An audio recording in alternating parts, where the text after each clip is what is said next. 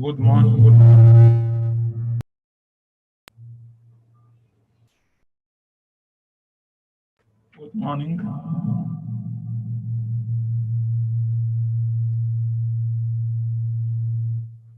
We are going to start our workshop to implement the project of monitoring ecosystems in Cabo Verde.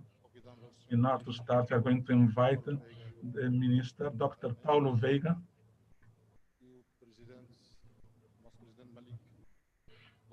and President Malik Lopes. We are going to start with the presentation, with the address of our minister, to open this workshop that is very interesting to Cape Verde.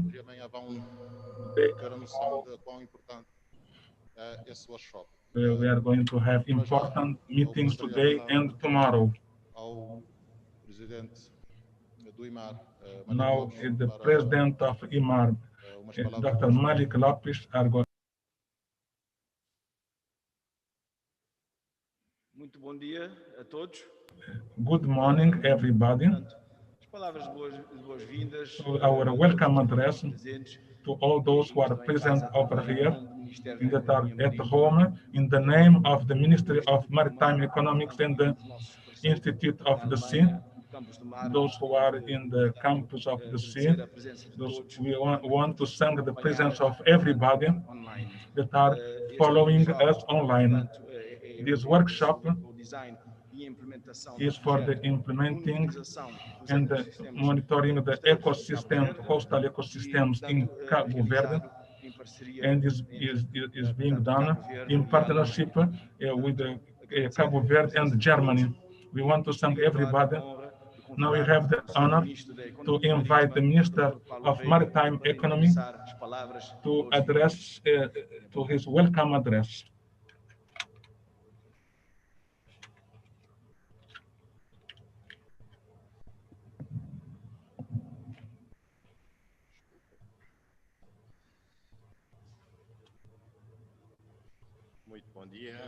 Good morning, representatives of GEOMAR, His Excellent representatives of the Ministry of the Sea, the representative of all the institutions, dear panelists, ladies and gentlemen. Allow me, first of all, to greet all the participants in this workshop. With our satisfaction, I want to start to thank you for inviting me to this address in the beginning of this this workshop on the implementing the monitoring of ecosystems in Cabo Verde. This workshop is very important for maritime sector and for monitoring the coastal ecosystem in Cabo Verde, in order to develop standards for a program of monitoring of coastal systems in a region where there are no systematic observation of the ecosystem up to now. So we want to improve our local knowledge of the knowledge and the biodiversity of the sea. We want to promote the development, sustainable development based in the knowledge of the ecosystem, coastal ecosystem. And so with the system, our local and experts, national experts defined the requirements for this program of monitoring. So we want, we think that through this workshop, it will be possible to develop abilities regarding the partnership and working with other universities and promoting institutional to improve our accessibility to the data and to allow models that will transform in a sustainable program at the long term, and so develop training programs for the coastal communities. and all the stakeholders and all the interested parts and all the universities that will have benefit of this knowledge. To the sustainable exploration of the sea is very important for the social being. It defines the quality of life on this earth, and also for the wealth and well-being. So Cabo Verde, among all these factors, has an approach that's aligned in the promotion and the manutention of all these assets that we have. In our 22 municipalities, only 2 municipalities don't have coastal areas. So it is a priority to create public politics to foster the prosperity of the communities with the resource of the sea, and also to create the implementation. I'm sure that when they're speaking about public policies for a country like Cabo Verde in promoting the development of the sea, and with the 82 communities, so we are developing nos nossos municípios, fazendo a diferença nas nossas comunidades costeiras. O fato de sermos 99% mar e contarmos com um posicionamento geográfico privilegiado fez-nos assumir desde sempre a nossa ligação e a nossa consequente dependência relativamente ao mar, transformando-se num elemento de ligação com as várias regiões do globo e uma fonte privilegiada de recursos.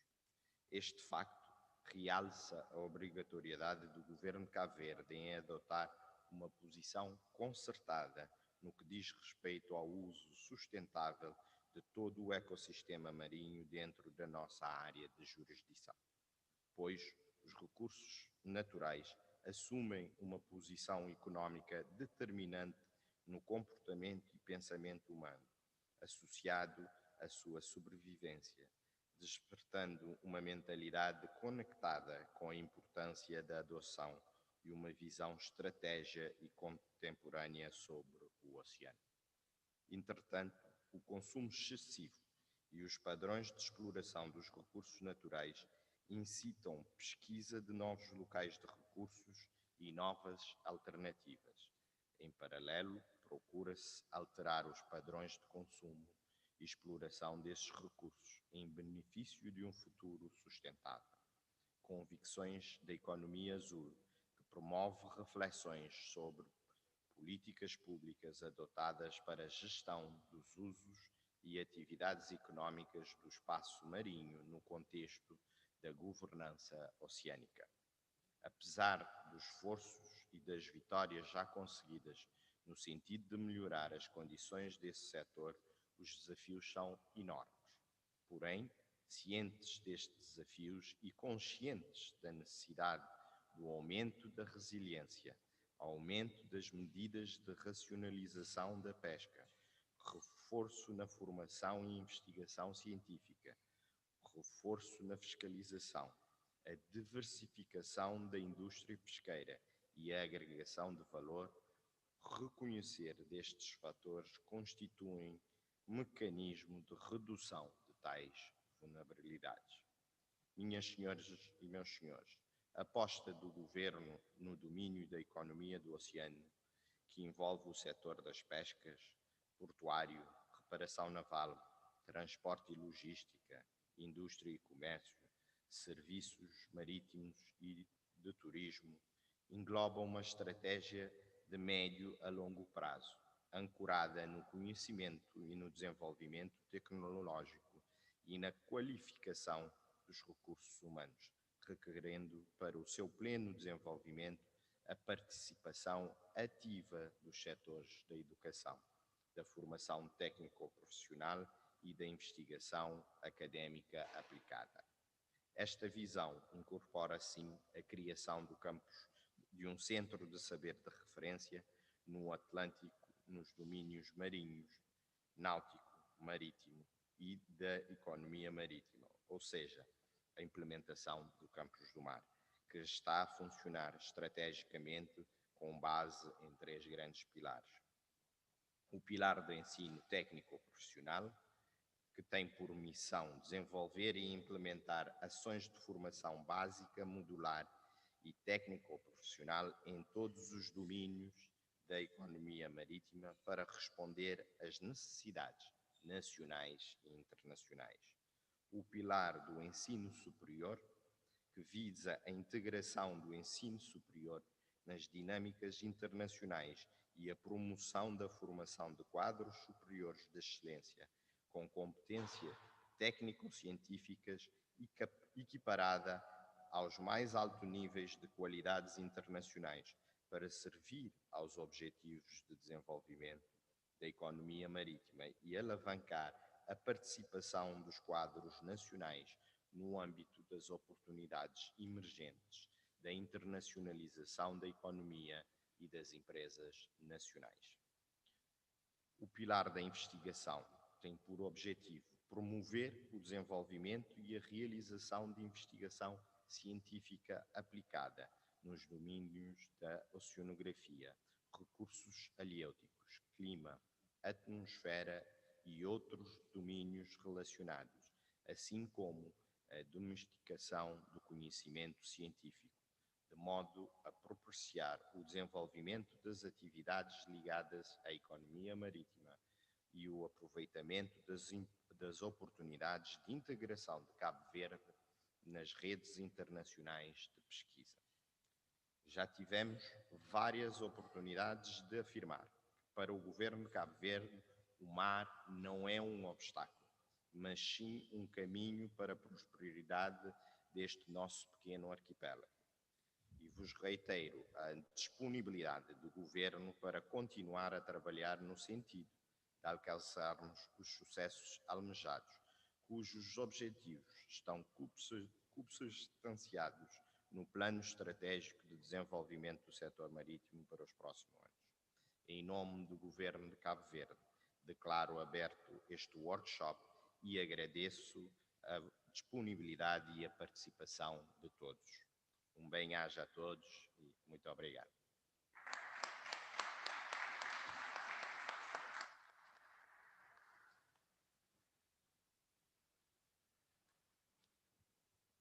Muito obrigado, Sr. Ministro.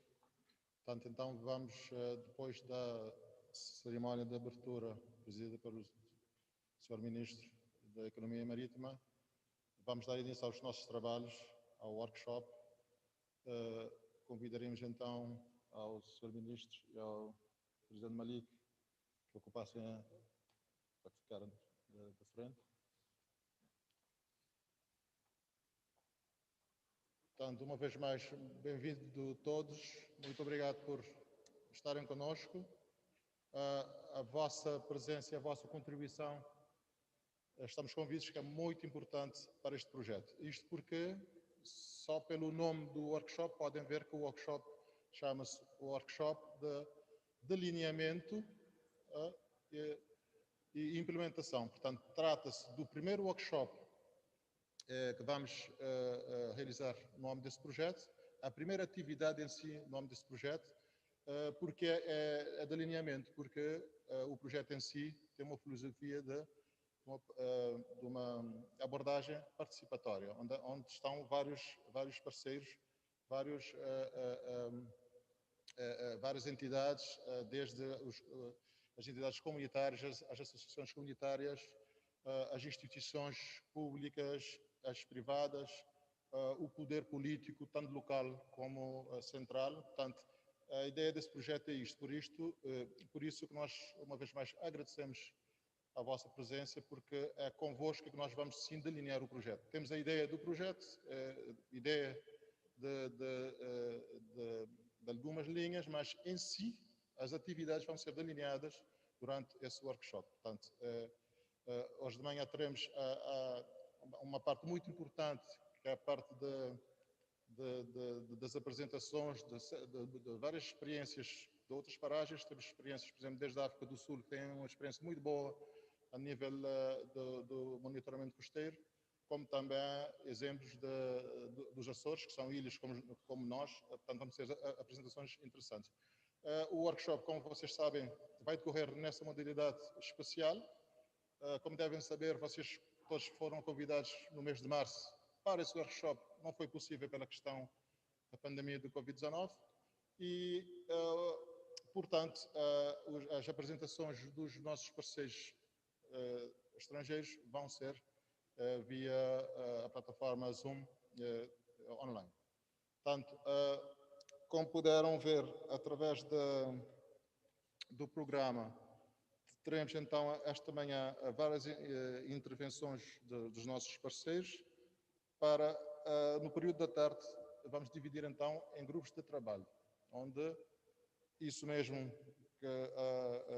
que eu quis fazer ênfase, nos grupos de trabalho sim que vamos delinear, vamos organizar todo o que queremos fazer no âmbito deste projeto. E para amanhã de manhã já teremos então ideias claras de como proceder. Portanto, sem mais, nós então começaríamos com as apresentações. Vamos ter para já a primeira apresentação que vem do nosso parceiro da Alemanha. Como vocês sabem, esse projeto é um projeto de cooperação entre Cabo Verde e a Alemanha. Portanto, é um projeto aqui em Cabo Verde somos nós, o IMAR e a UTA, os parceiros, e lá na Alemanha é a Geomar, o Instituto Thunen e a Universidade de Kiel. Portanto, vamos ter para já então a intervenção do coordenador-geral do projeto, o Dr. Bjorn Fieder, para fazer uma introdução a essa cooperação, a essa ideia, ao workshop.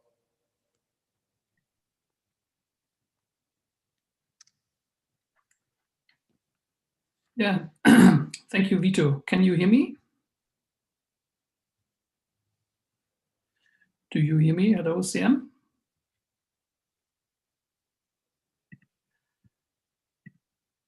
I'm gonna share my screen now.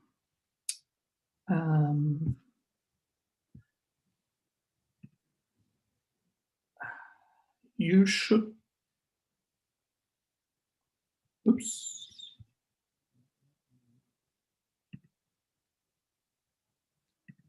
I just want to share my screen now. Let me do it again. Do you see my screen now? Okay, also the OCM, Vito?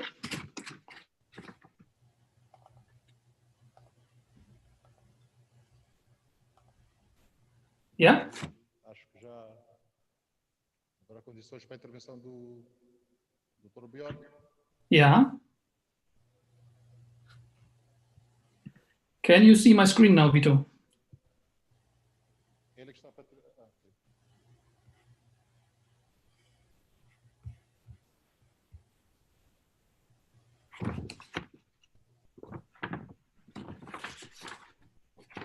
Yeah?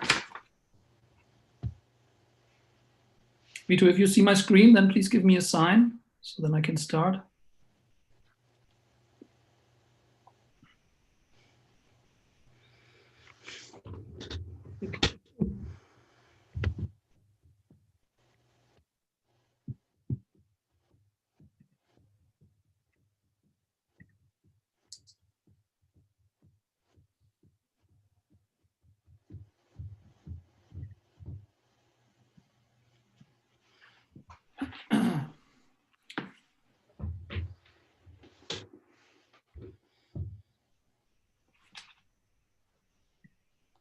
So I can share my screen again if you want.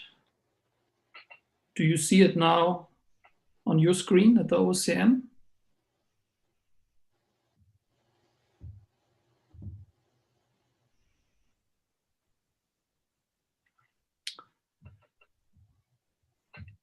Do you see it also at the OCM?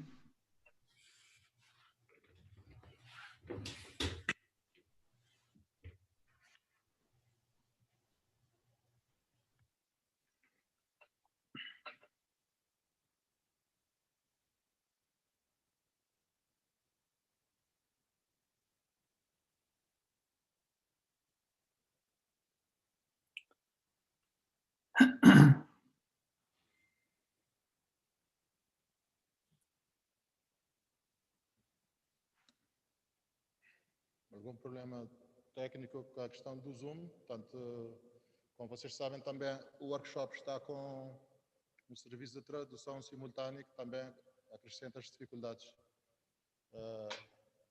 para a transmissão.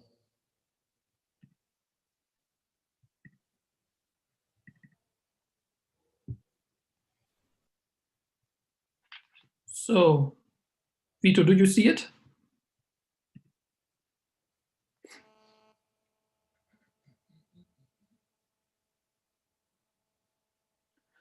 I think all online participants can see it, but not on the screen in the hangar.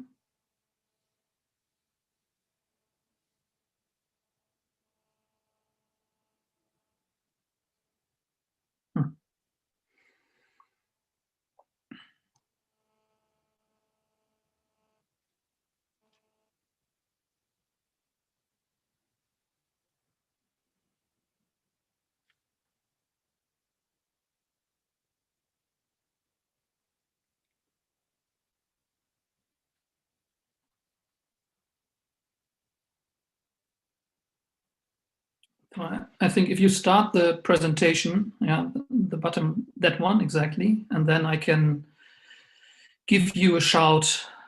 I think now you have to swap the screens because I think everyone now sees the presentation mode.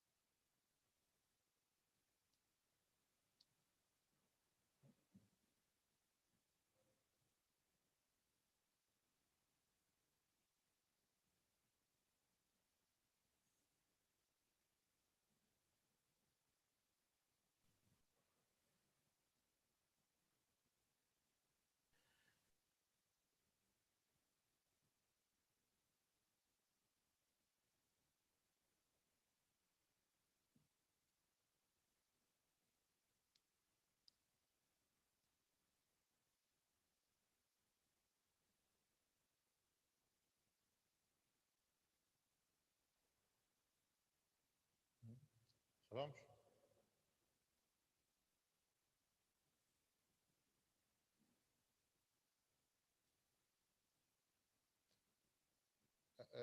A primeira intervenção é a intervenção do Dr. Bjorn. A primeira intervenção é do Dr. Bjorn. Número 1.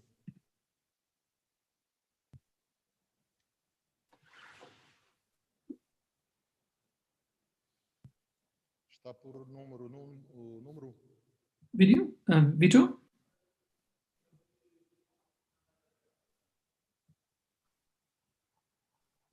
So I would be ready. Just someone needs to talk to me.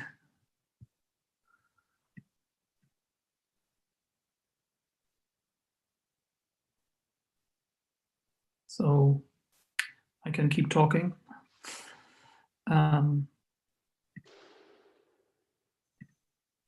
Let me try again to share my screen. Maybe that helps.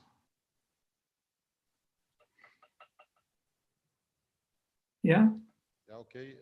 Então, daremos a palavra ao Dr. Bjorn para a sua intervenção. Bom dia, Bjorn. Bom dia. Can I go ahead? Do you see my screen now? I can hear you.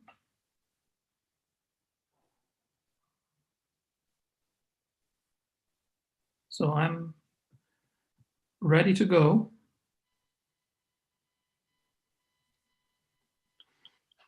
Would be just good if you can hear me. Yeah? Okay. Okay, so then let's start. Sorry for the delay. But first, Your Excellency, Senhor Ministro da Economia Maritima, Dr. Paulo Veiga, directors of national research institutions and universities in Cabo Verde, distinguished representatives from Cabo Verdean ministries, agencies, representatives of the German funding agency, distinguished guests from Cape Verdean public and the society, and of course international scientists and guests online. Muito bom dia a todos. So let me express my gratitude and also my excitement that we are now finally being able to hold the workshop today at the Ocean Science Center as part of the Cabo Verde Ocean Week. Let me thank the organizers of the Ocean Week, but also the team from the Ocean Science Center to make this happen. And I would like to set the floor now for the coming 1.5 days, and would like to give you a little introduction why we are coming together here and why we would like to work on a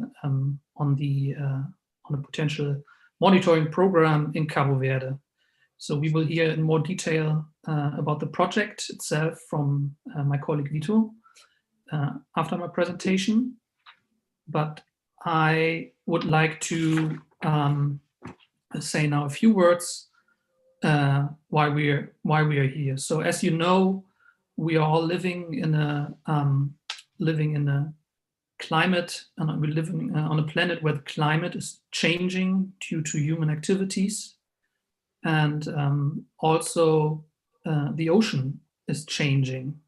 We can see these clearly in the oceans, the effects of a warming climate, of higher CO2 concentrations in the ocean, in the atmosphere. We can also see that in the ocean. So for example, the oceans are getting warmer. You can see this here on the map. The red shows you increasing temperatures in the oceans from the last century. And this has an effect on organisms in the ocean, like corals. You can have coral bleaching. But also, when you look at the chemistry of the oceans, you see also clear impacts. You see the red curve here, which is increasing carbon dioxide in the atmosphere. And you can see the same, the green curve, also in the ocean. That means the oceans are getting more acidic. And this has consequences for them organisms who need to build shells and others. So they will be in an environment which is much more difficult for them to build shells. But also the ocean is losing oxygen, which you see here, areas denoted in red on this map, where the oxygen concentration in the ocean is getting lower. And this, of course, has some consequences for the marine fauna, for the megafauna in particular, where the habitat of certain species is shrinking.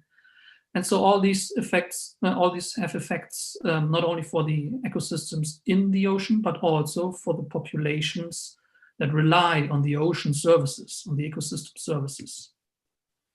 So this is what I showed is known for, there is evidence that this happens in the global oceans that has been reported by scientists. But now the question is it also a changing coastal ocean? What happens at the coastlines? And can you see a change in local ecosystems at the coasts? And what consequences would this have for the local populations? And then the question also, how actually do we observe a change? So we know there's change going on, but we need to document that. So how do we really, how are we really able to observe a change in our coastal environments? So, and if you know how you want to measure and to observe, then actually, where are we now? So what is the status quo? What is the baseline currently in order to be able to document a change? So for being able to document a change, you need to know what's going on at the moment. So how is the ecosystem being structured? What are the components and which parts might be most vulnerable? So these are questions that you need to answer. And for Cabo Verde, we have the situation that we have the ocean is everywhere around Cabo Verde, and there is a lack, at the same time, a lack of systematic marine observations around the coast. So there are observations, a few, but not really in a coordinated fashion. So there are several case studies and others, but not in a way that you can make these data comparable later in the end and really document change. Also at the same time, the human pressure on the ecosystem is increasing due to fisheries in the region, international fishing fleets, but also due to tourism that is being developed, of course, which is also an important aspect for the well-being of the local population, of course. And so these bounding conditions make it quite challenging to have a sustainable management of marine resources. And that's where we would like to come in and facilitate this value chain, which is very important, as you can see here below, where we would like to facilitate knowledge and science-based policymaking. So that is important, that the right decisions are being made, and this has to be connected to scientific facts, scientific observations. And so this chain from observing to reporting and to decision making, that's what we would like to facilitate also with this project. So we are in the fortunate situation that we got the opportunity to carry out a project as part of the Mehrwissen program, which is financed by the German Ministry for Education, for Economic Cooperation and Development, and which is coordinated by the GIZ from Germany. And as part of this Mehrwissen initiative, the Coastal Ecosystem Monitoring Program in Cabo Verde is being carried out. So the Mehrwissen initiative clearly focuses on the interface between science and politics. So really to improve, as I said before, to improve the conditions for knowledge and science-based policy making, in order to ensure sustainable management of marine resources. So and the Mehrwissen project or program is doing this by following three objectives through the establishment of partnership projects between German and African institutions. They want to strengthen capacities, offering opportunities for training, and thereby improving the knowledge of the local marine environment. And also they want to stimulate and facilitate a dialogue between marine researchers and policymakers, and also with the public. So, and that's what they want to do. And then also they want to support the use of new technologies, digital solutions like cell phone apps, etc. So the Mehrwissen project at the moment consists of overall 12 projects around Africa, which are being implemented at the moment. And the CHAMCV project in Cabo Verde is one of those. And also the Mehrwissen project wants to bring together these different projects and project members to create a community of practice, to do some exchange between the different projects. So for instance, today we will have a presenter with us from South Africa who is part of the Coastwise project, and we are very happy to have her with us and hear from her the experiences they made in South Africa regarding coastal observations. So coming back to Cabo Verde and this project, and Vito, my colleague Vito Ramos will say in more detail about what the project is about, but just the project in general is structured into these three components, which is a co-design approach, which is with workshops and trainings and co-production to do joint field campaigns and observations, and then also to design the standards for a monitoring program and to exchange with the policymakers. Yeah, so, and that's actually it. We are today, we are exactly here at this part. So we are in the co-design phase. So we are happy to have you all with us. And we are very much looking forward to get your input later during the workshop, to hear from you what is most important for you, what you really would like to see being also part of a potential monitoring program. And so that's why we have the workshop structured like this. So today, this morning, as Vito already explained, we will have presentations. We will have some inspirational presentations today in the morning.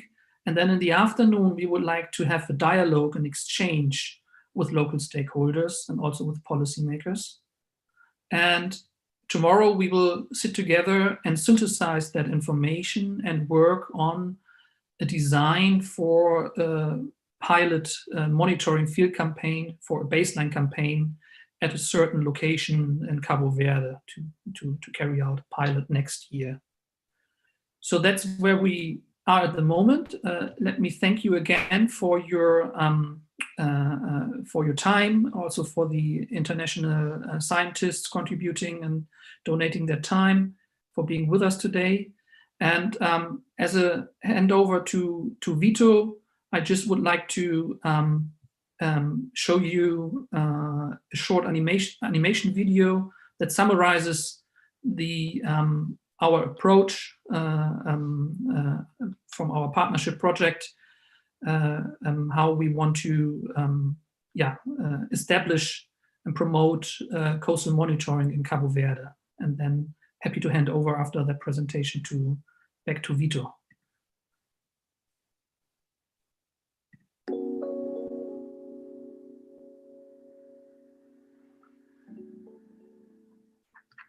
Cabo Verde, país insular na costa oeste da África.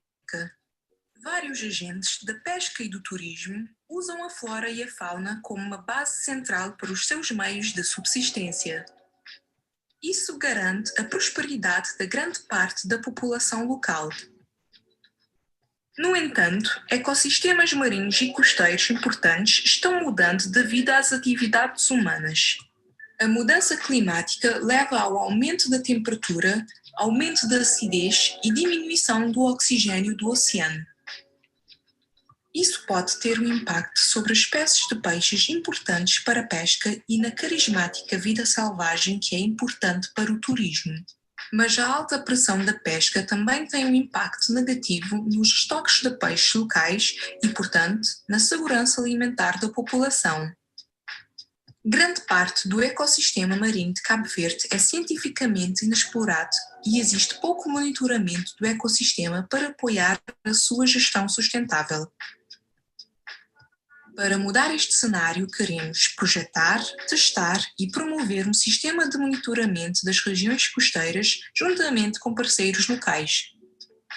Este sistema será usado para recolher vários dados, como a temperatura da água ou a distribuição da biomassa. Isto permitirá que as mudanças sejam observadas por um longo período, estabelecendo assim a base para a gestão sustentável dos recursos. Sistemas de observação costeira já foram estabelecidos com sucesso em diferentes regiões marinhas, como a África do Sul, Indonésia e Açores.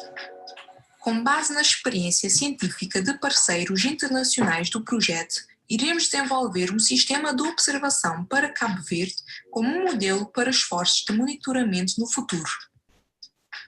Para implementar o projeto com sucesso, também envolvemos as comunidades locais. Somente através das suas observações, experiências e ideias, o projeto pode tomar uma direção que beneficie a população local. E somente com o apoio ativo de todos os integrantes, o monitoramento costeiro poderá ser estabelecido. Os grupos de utentes locais e autoridades de planejamento deverão ser capazes de acessar e usar os resultados através de plataformas adequadas. Juntos, iremos criar a base para o desenvolvimento sustentável dos ecossistemas costeiros e do meio marinho em Cabo Verde.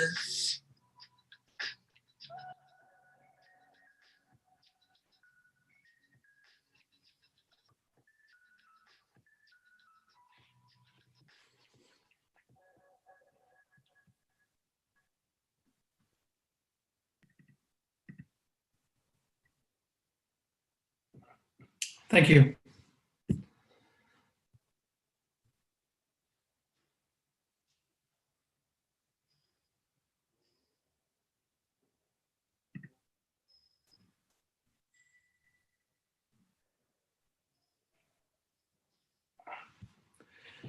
Vito, back to you.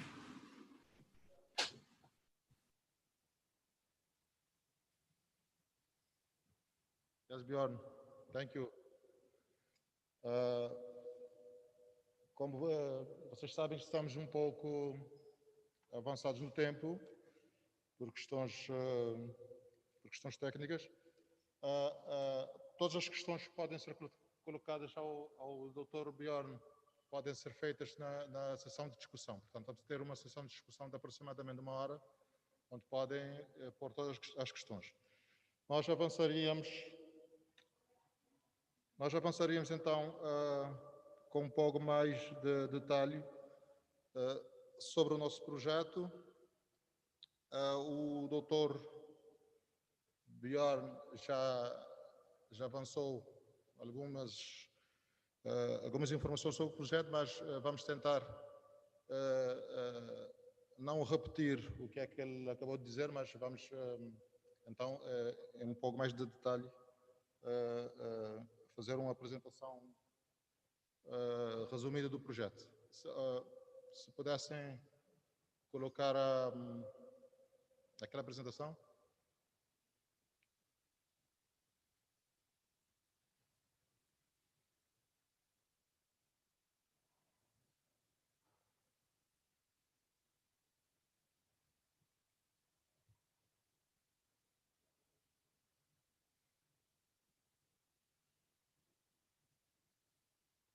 Apresentação número 2.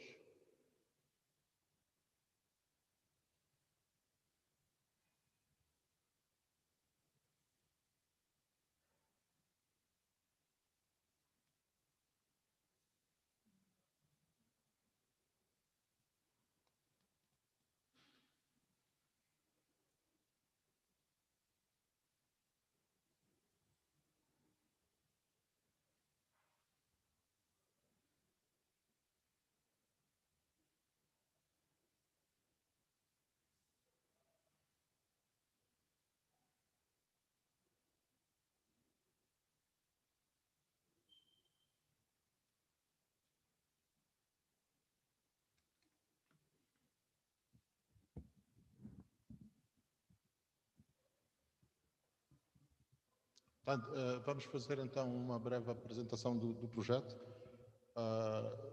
monitoramento dos ecossistemas costeiros em Cabo Verde. Vamos avançar?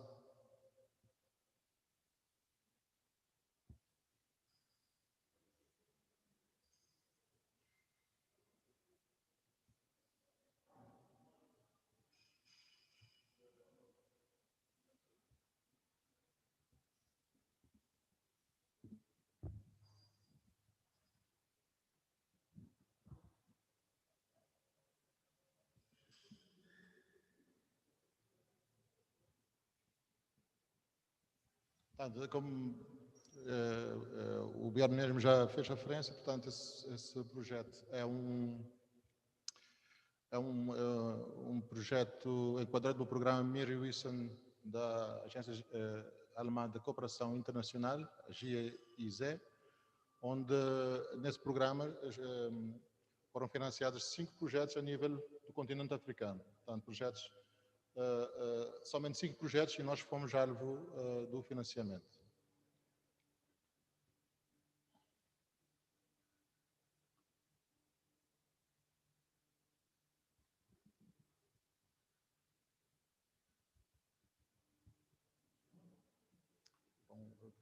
Portanto, em termos de parceiros, somos aqui em Cabo Verde 2 instituições, o IMAR e a UTA, mas na Alemanha temos então três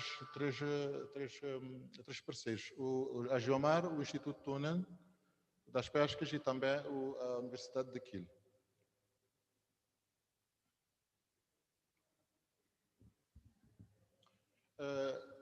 O projeto em si justifica-se e muito bem porque temos a clara noção da lacuna de conhecimento que temos em relação ao monitoramento costeiro aqui em Cabo Verde. Isso levando em conta que nós não conhecemos os nossos fundos marinhos, temos pouco conhecimento sobre a biodiversidade bêntica, os nossos habitats, pouco conhecimento ainda da batimetria costeira, a circulação também é pouco conhecida ainda.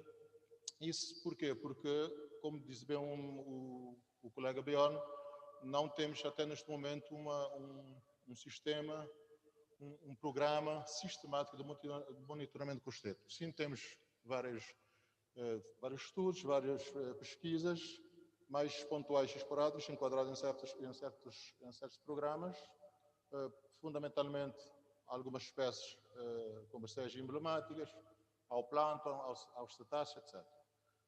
Ainda também nós temos poucos meios, ainda dispomos poucos meios tecnológicos em Cabo Verde para essas pesquisas, e uma questão interessante na questão do monitoramento costeiro, a questão da abordagem participatória, que nós vamos fazer ênfase nesse projeto.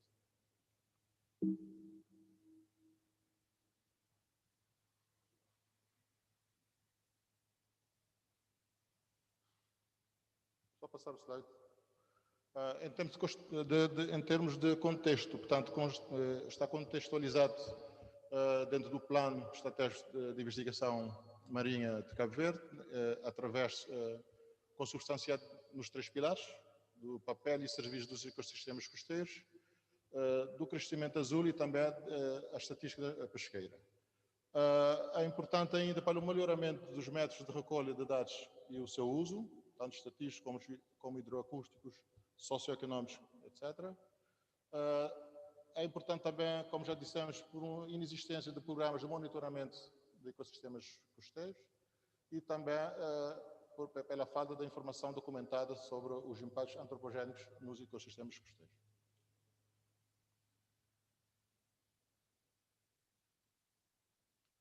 Ainda tendo o contexto, foram, através da ideia da filosofia da abordagem participatória, foram identificados tópicos para serem tratados do projeto, como as pescas, a aquacultura, a biodiversidade marinha, a conservação, a segurança marítima, através do desenvolvimento de uma rede de observação costeira. Portanto, são tópicos bem identificados dentro do projeto que serão alvo. Todos estes tópicos vão usufruir de toda a informação que nós vamos recolher através do projeto, por isso, essa abordagem participatória.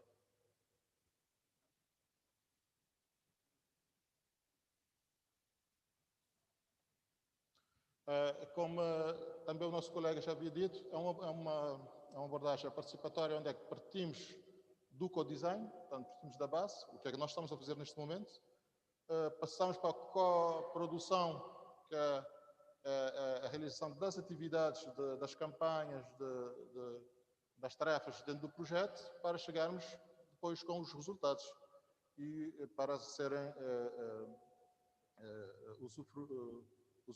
para o usufruto de um leque grande de intervenientes, de parceiros.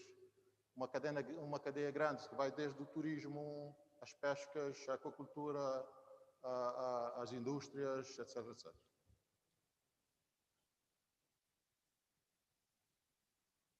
Então, em termos de objetivos, temos o grande objetivo, que será o de desenvolver um modelo para um programa de monitoramento de ecossistemas costeiros que atenda às necessidades das partes interessadas a nível local e fornecer aos decisores informações valiosas para os processos de tomada de decisão com base nas evidências científicas. Exatamente porque, o que já dissemos, temos um fraco, a literacia em relação aos oceanos, a literacia em relação às zonas costeiras é muito fraca.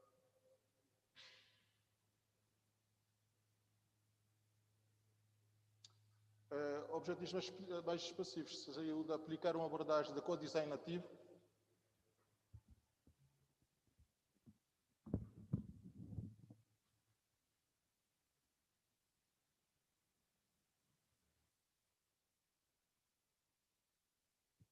portanto, de aplicar uma abordagem de co-design nativo envolvendo parceiros relevantes e decisores no processo de desenvolvimento do projeto desde o início. Portanto, exatamente o que é que nós estamos a fazer através deste workshop. Ainda o desenvolver capacidades em termos de formação aos parceiros, reforçando os programas das universidades e promovendo as capacidades institucionais, assim como melhorar simultaneamente as acessibilidades de dados, com o intuito de permitir que o modelo se transforme num programa sustentado a longo prazo. Portanto, haverão vários workshops, várias formações para exatamente que vai de encontro a este objetivo.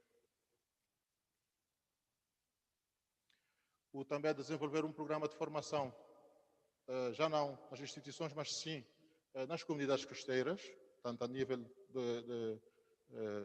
dos pescadores concretamente, mas não só, e todas as demais partes interessadas para que melhoremos a capacidade de observação. Portanto, durante o projeto vão ver, daqui a pouco, vamos tentar criar uma sinergia entre nós e os comunitários, de forma que eles mesmos, através de equipamentos baratos e fáceis, possam também eles fazer a observação dos ecossistemas costeiros. Em termos de componentes, está estruturado em 4 componentes. Uma primeira componente da coordenação geral do projeto, um segundo componente que é o delineamento dos estudos e as análises, um terceiro que será as campanhas no terreno, as campanhas piloto, tanto fazendo recurso a barcos como também de diversas plataformas de observação. Como também outra componente, a observação, a avaliação das zonas costeiras por parte dos usuários, portanto, dos comunitários. E no fim, sim, tem que ser uma componente muito importante, que é a componente da promoção e da disseminação de toda a informação, todos os resultados recolhidos durante o projeto. Concretamente, as atividades, portanto, vão haver workshops de formação com os parceiros, em matéria de monitoramento de ecossistemas costeiros e uso de tecnologias de informação, tanto a nível institucional, para o uso de diversas tecnologias, estamos a falar do Wave Glider, dos ROVs, etc., como também a nível comunitário, usando, por exemplo, instrumentos como o tablet, os pescadores podem tanto recolher informação da sua fauna, informação de pesca, mas também informações de parâmetros ambientais, das zonas de pesca, etc, etc. Portanto, são aparelhos tipo um telemóvel, que eles também podem fazer o track da sua fauna, e que no final a ideia também é de nós possamos nós possamos mapear os nossos bancos de pesca. Esta atividade aqui é concreta, trata-se exatamente dessa atividade, workshops de co-design, com parceiros tanto nacionais como internacionais.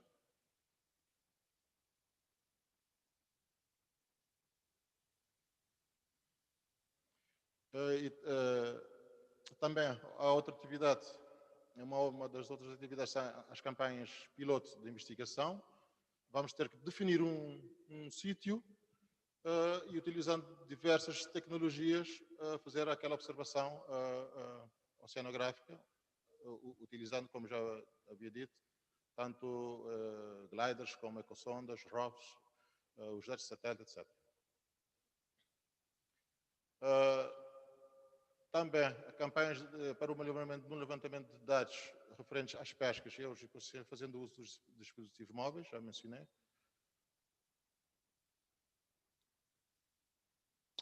Para, no final desse projeto, temos que ter uma estratégia de comunicação e divulgação da informação recolhida. Portanto, será então desenvolvido e realizado um workshop para a divulgação dessas informações. Isso, no final, então, do projeto, o que é que queremos? Que o nosso projeto, isso é importante, só pode ser bem sucedido quando a coleta sustentável, a análise e o fornecimento dos dados e produtos forem assegurados. Temos que fazer toda essa cadeia. Senão, não diremos que tivemos sucesso no projeto. Portanto, com o sucesso desse projeto, a ideia seria, então, como disse, então, de replicá-lo a nível nacional para outras zonas, ou, quem sabe, também a nível regional da nossa sub-região africana.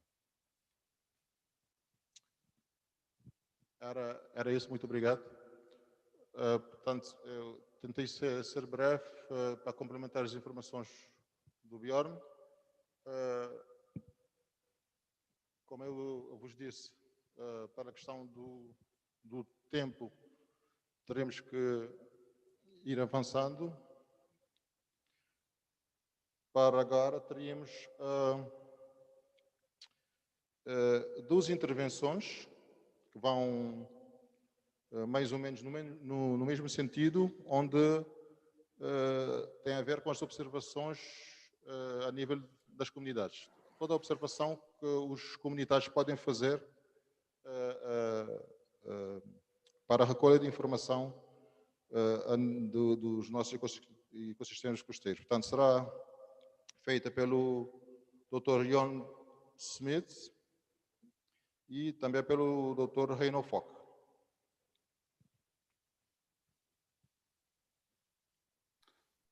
Thank you very much, Vito. I will replace Jörn for this presentation, and I will start sharing my screen now. Okay.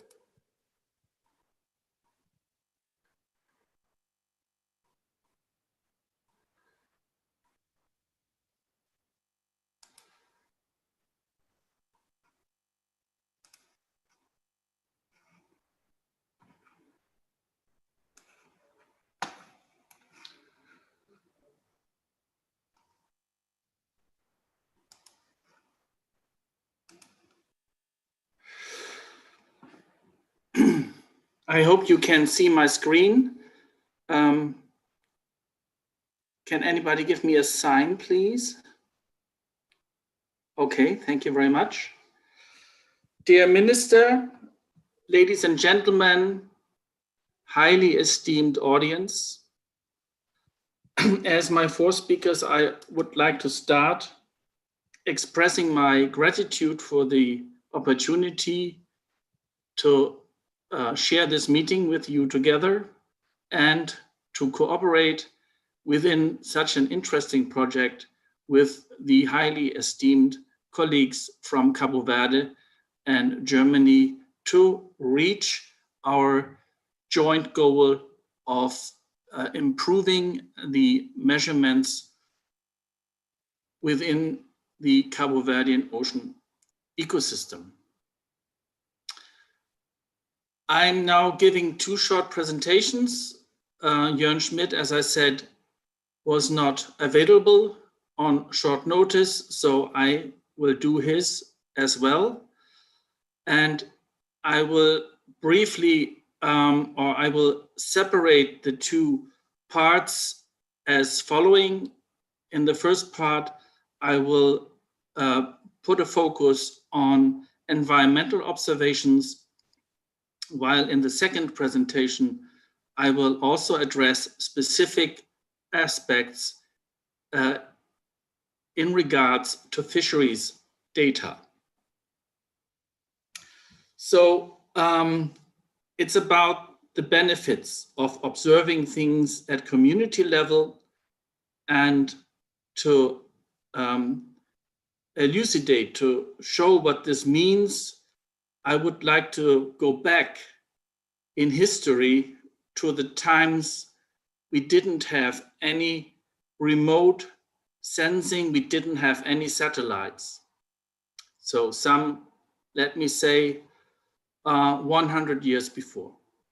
At that time, the meteorological services in all countries built their weather forecasts solely and entirely only on community-based observations.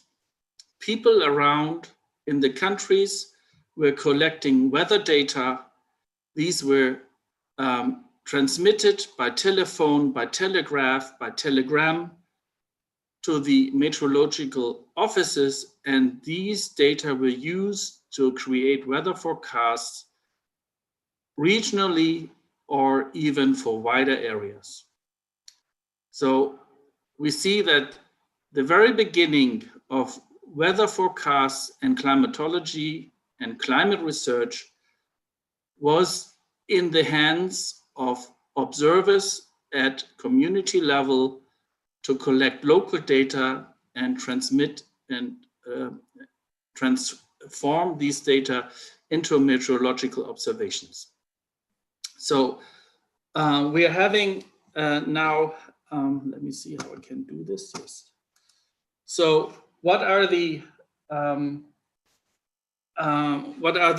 characteristics of community-based observations? So we see that observations must have a certain purpose. So for instance, like weather observations, ocean observations, certain biological species, certain environmental or geological data like earthquakes, volcano eruptions, things like that. We all know that many observation stations are installed, for instance, at the island of Fogo. So these things all need local observations supported by local people. Secondly, we see that this, of course, is to some degree determined by the people doing these observations and the expertise that these people have. Very many have specific expertise due to their profession. For instance, fishermen are very good at observing ocean features, while a farmer is better in observing rainfall or other things related to the soil in his farm. We also see that a wide variety of things can be observed. So also depending on the purpose of this activity, temperature, salinity, rainfall, I mentioned, in the oxygen, in the ocean, oxygen is important, and acidity. This all depends on who can observe and what the purpose of the observation is. Right now, as I said, we are not living in the age of non-satellite, non-technological observations. We now all enjoy the coverage of satellite information as well as airborne information that is collected by or can be collected by specific airplanes that also can be used to monitor, for instance, certain kinds of fisheries better than satellites can do. And then we have, of course, shipborne platforms. Here we see the Cabo Verdean Islandia, one of the research vessels that can be used both for data collection and educational purposes within the University of Cabo Verde and the Atlantic Technical University in Mindelo. And last not least, we see fishermen collecting data. So these are the platforms available that we can use, and we can then go on to the benefits that arise from this and who is benefiting. Basically, it's the entire society, because everybody will benefit from an improved system understanding. But this also leads to sustainability, improved sustainability of resource use. This leads to also understand how different seasons interact. So not only at a level of who's doing what or where is something occurring, but also when does it occur. And these observations could better help, for instance, planning a certain operation in the field, either in terms of fishing, for instance, or in terms of agriculture. We all know, for instance, that the tuna fisheries in some areas look at aggregations of seabirds. So this could be something that could also help the fishermen if there was a kind of bird watch, let me say, along the coast.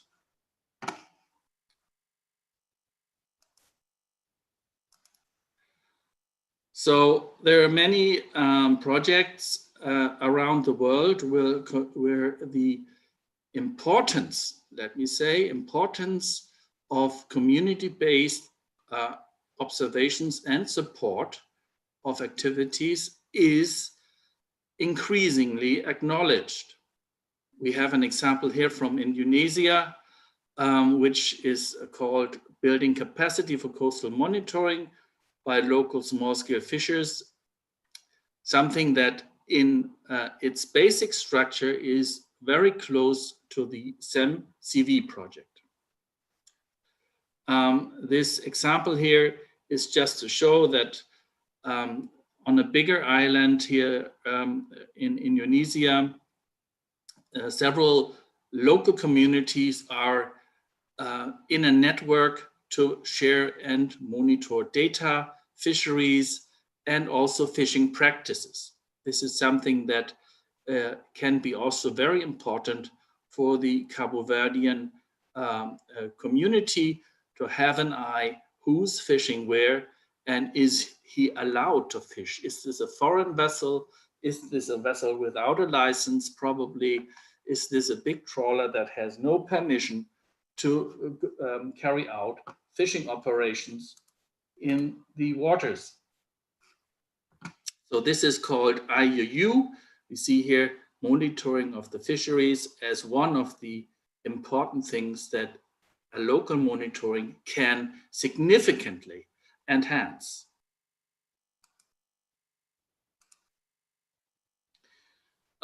This is another example from the Pacific. So here also, again, based on island communities, there is an observing system installed including mapping of ocean habitats, of ocean physical data like temperature and so on, but also of important local species. And this information is then shared by means of an app-based application so that all people can contribute, but all people can also benefit from this new information. And we see that this is a much wider range covered by this installed network. So a really already regional information network that is being established. And this is for the part of the physical observations. And I would like to jump, if I may, Mr. Convener, Vito. Yes, may I continue with the other one? Okay, thank you very much.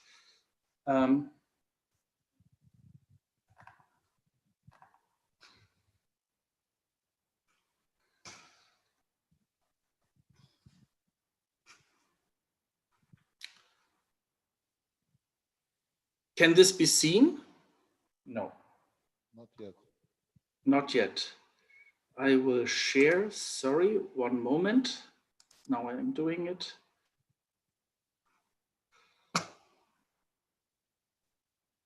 Yes. It's okay. Okay, and this, thank you very much, Vito.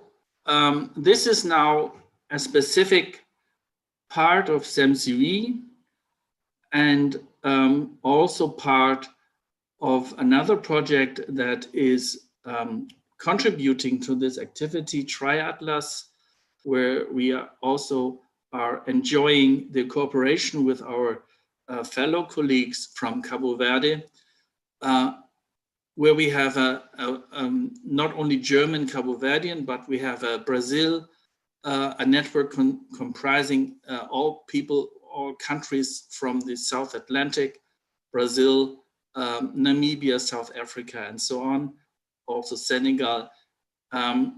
So in all these projects, the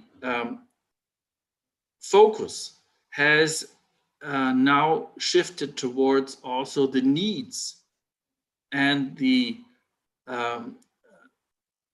opportunities that are expressed and demanded from small-scale fisheries. So one of the things that we can see is how this has been solved. Another example now, but with a specific focus on fisheries, is an application, a program called Abalobi.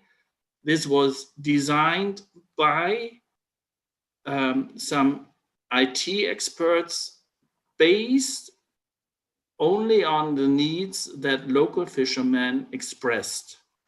So the fishermen said, we want this, we want that.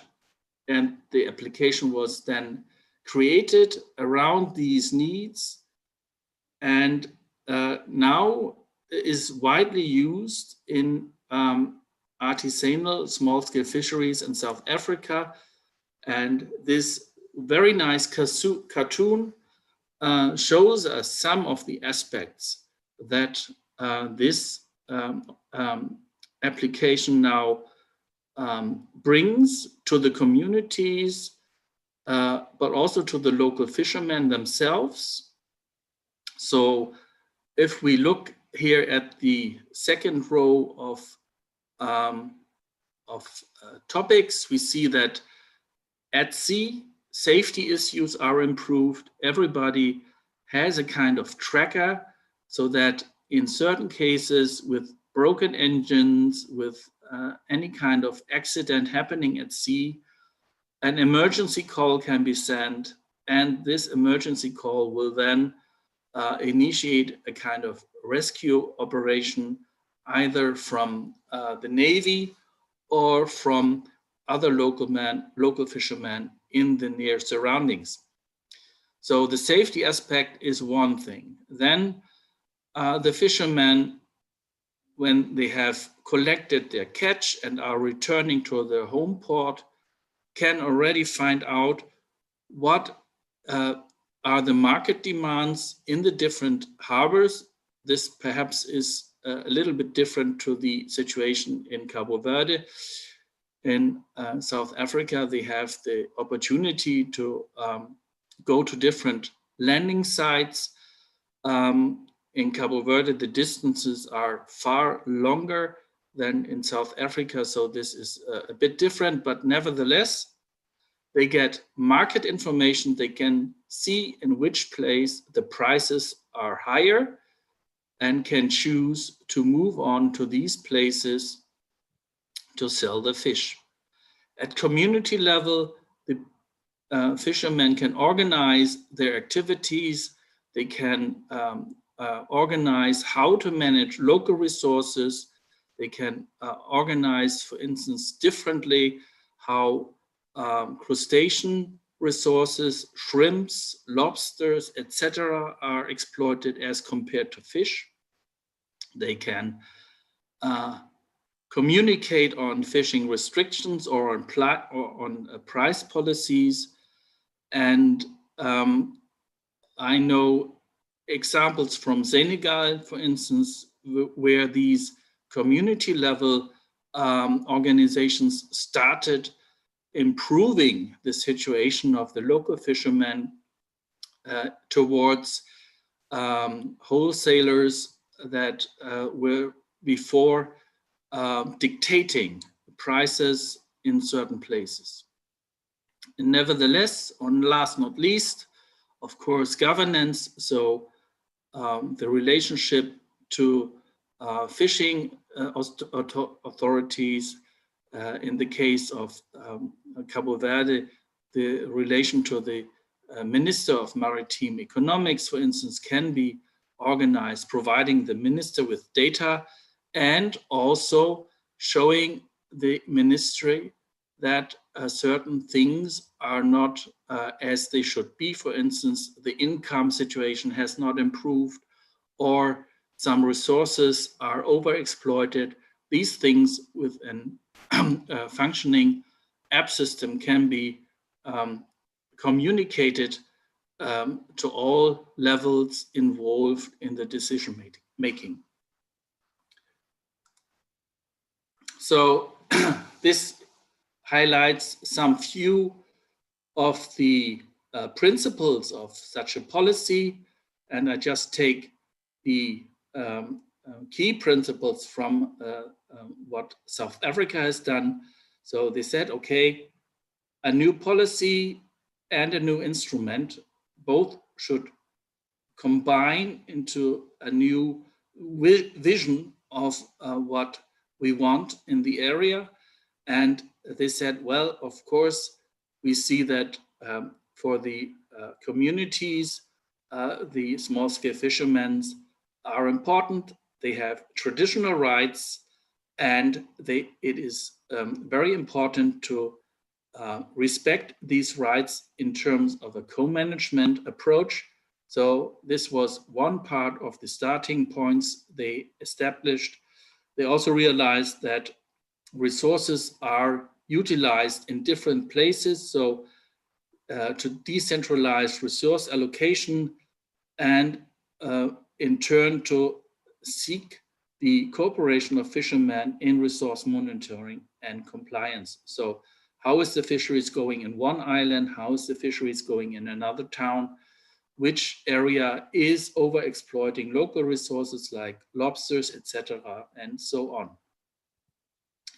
And then they also supported and enhanced the role of fishermen to get a bigger share in the value chain. So how can the economic situation of the fisheries and a fishing community be improved, giving access to other markets, giving access to or giving more rights in establishing a value chain. So how can this be done? For instance, by upgrading goods, by guaranteeing certain prices, and to also then facilitate ways to export local goods to other foreign markets. So I mentioned that in Triatlas we have a cooperation between all the participants that we know from the SEMCV and other colleagues around the Southern Atlantic, and we have a self-developed device that provides very similar features as we have seen from the other lobby, which is very easy to organize, and we hope that we can do this together, or we want to do this together with our colleagues from the University of the Técnico Atlántico and other colleagues in Mindelo. An application that is at the moment provides or facilitates a platform, but is not organized. This organization must be done in a co-design. What are the needs? What are the wishes? How can things like that be beneficial for the communities? And of course, we also see that different communities can have different needs. So people in Mayo can have different wishes, desires for this information collection than people in São Vicente. So, as I said, this is only a platform at the moment, not completely designed. And we are working together with our colleagues from Brazil. The first prototype has been designed by our colleague from northwestern Brazil, Eurico Noleto, and co-workers. So we have technically, I'm sorry that this is now a bit technical, we have a user interface where we have can define what, for instance, a user is going to get and a user is going to type in. Then we have a part where the universities come in Mindelo and perhaps also Praia, where we develop the different needs and design the software. And then we have a part where we start editing the outputs and the inputs. And we also have then a part where we publish results on a server for open access. Of course, this is then very natural that we have open access for open data, and also perhaps a place where certain fishermen can log in and get specific data for a specific area and so on. So the co-design should reflect the needs of the fishing community. We should try to implement that information that is needed, weather, market prices, etc. Anything that is regarded important and can be provided. Of course, that is one thing we always must keep in mind. Not everything can be provided. And we can organize this at very local level, so we can do it differently for São Vicente, Mayo, Sal, any place. It will improve the safety situation at sea. It will allow to improve the monitoring of the fishery resources, including also documentations of illegal activities, as I mentioned before, in the example of Indonesia, and it will help to monitor the resource dynamics, investigate with the data, investigate seasonal dynamics in fisheries and so on. And with this last slide, I would like to say thank you, obrigado, for this chance to share this presentation with you. Thank you very much. Thank you, Heino. Eu penso que vai estar durante a sessão de discussão para eventuais perguntas, não? Ok, obrigado. Portanto, como podem ver, nós estamos um pouco apertados no tempo. Teríamos já em 10 minutos, em 7 minutos, a intervenção do Dr. Maia, da África do Sul. Nós vamos talvez fazer, em vez de meia hora, 15 minutos para o nosso coffee break e retomaremos então às 11 para a intervenção desde a África do Sul. O coffee break está aqui mesmo atrás.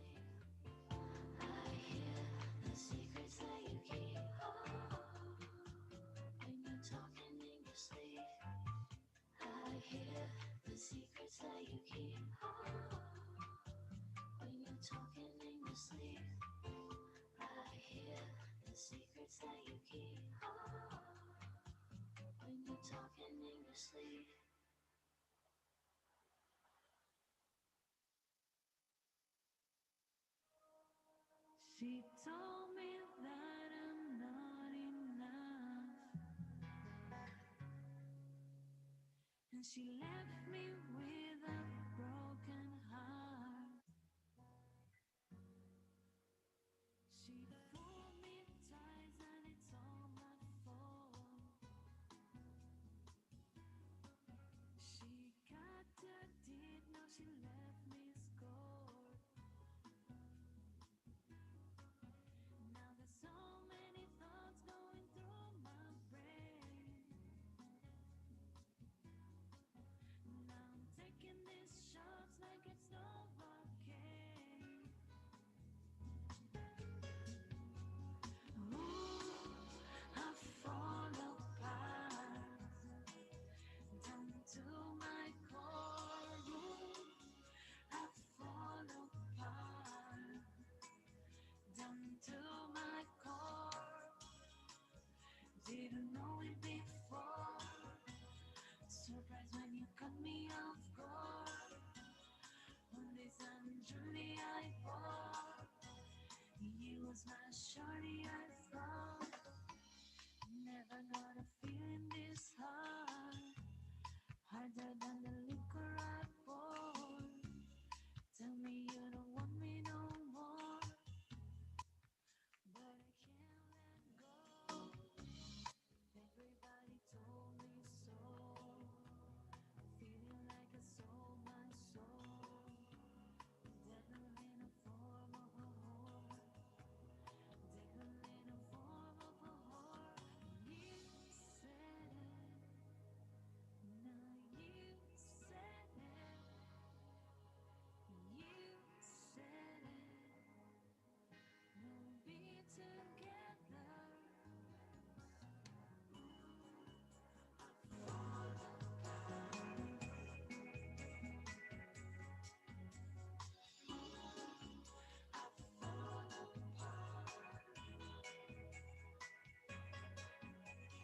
Eyes keep moving and the dream keep flowing. Try to rush it off, but you keep on going. Covered in stars and I can't help showing. Falling and the tears keep blowing. Eyes keep dropping and the dream keep flowing. Try to rush it off, but you keep on going. All these scars can't help from showing. Falling and the tears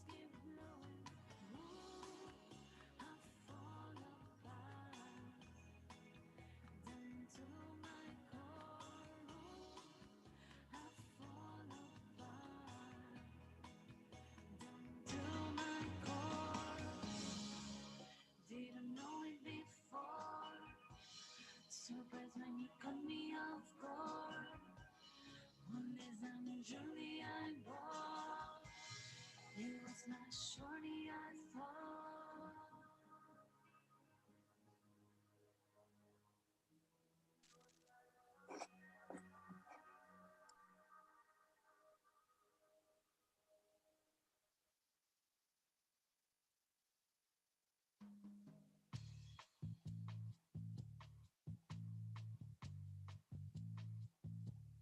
Come out and dance if you get the chance. We're gonna speed on around. All I wanna know is how far you wanna go. Fighting for survival. Underneath the stars, where we park the cars, ain't showing signs of stop. Pretty little girls, naked to the curve. Ready to lay undercover. If you wanna go, I'm gonna go. I got a fight burning, gonna take my hand. Hope you see a man. Baby, it's gonna be a big one. Baby, it's gonna be a big one.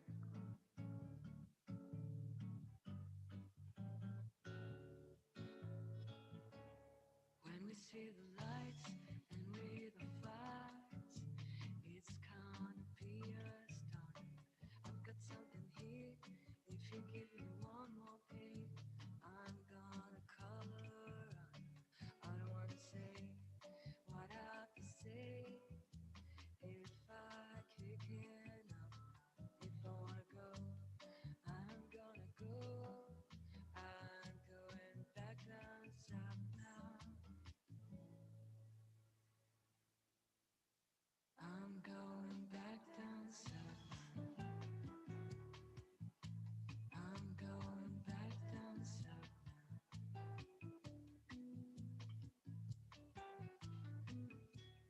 If you wanna go, I'm going back down south.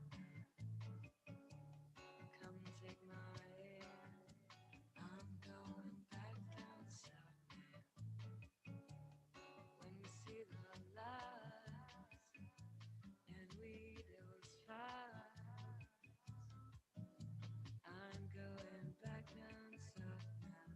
I'm going back down south now. I'm going back down south.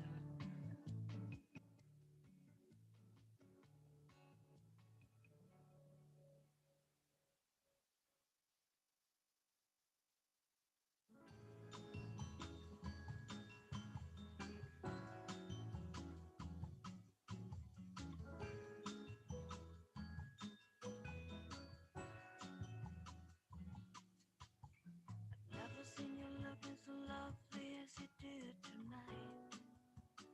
Never seen you shine so bright.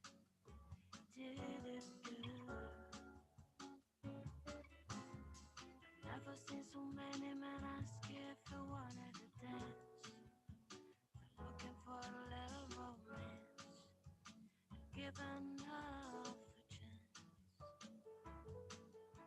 And I never seen the dress you're wearing, all the highlights in your hair that catch your eye.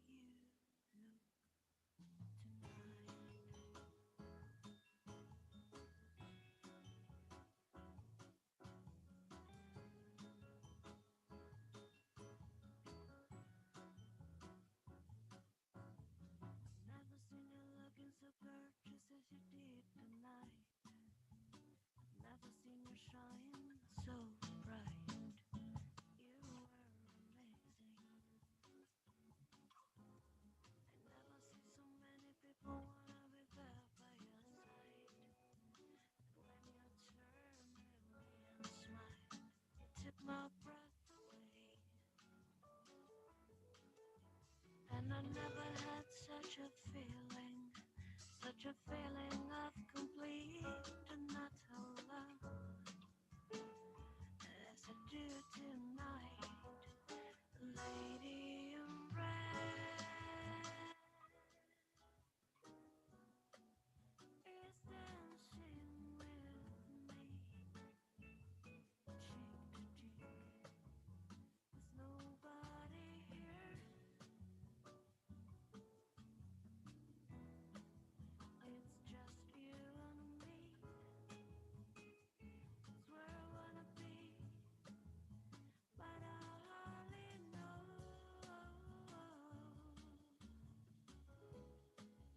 This beauty by my side. Alô? I'll never forget Olá pessoal, vamos começar. Acho que vocês podem continuar comendo nas vossas cadeiras. Yeah. Acho que podem comer. Alciani, Elisandro. Temos que começar.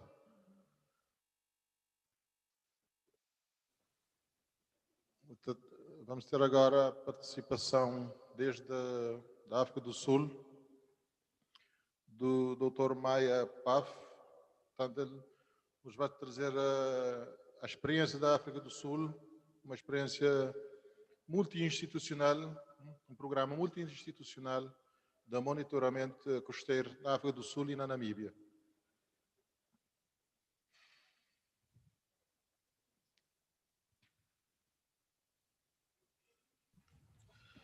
Sim. Boa tarde. Sim, a doutora Maia Paf. Portanto, podemos começar. Good morning. Go ahead. Good morning. Bom dia. Boa tarde. Bom dia. Bom dia. Can you see my presentation? Yes. Okay. Firstly, thank you very much for this opportunity to participate in this workshop, even if it's not in person, as we would have all liked it to be.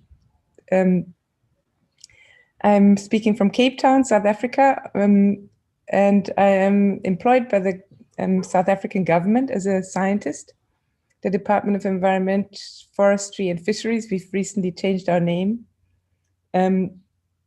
And I work for biodiversity and coastal research. So I met Vita and Björn in South Africa, actually through the Meerwissen project.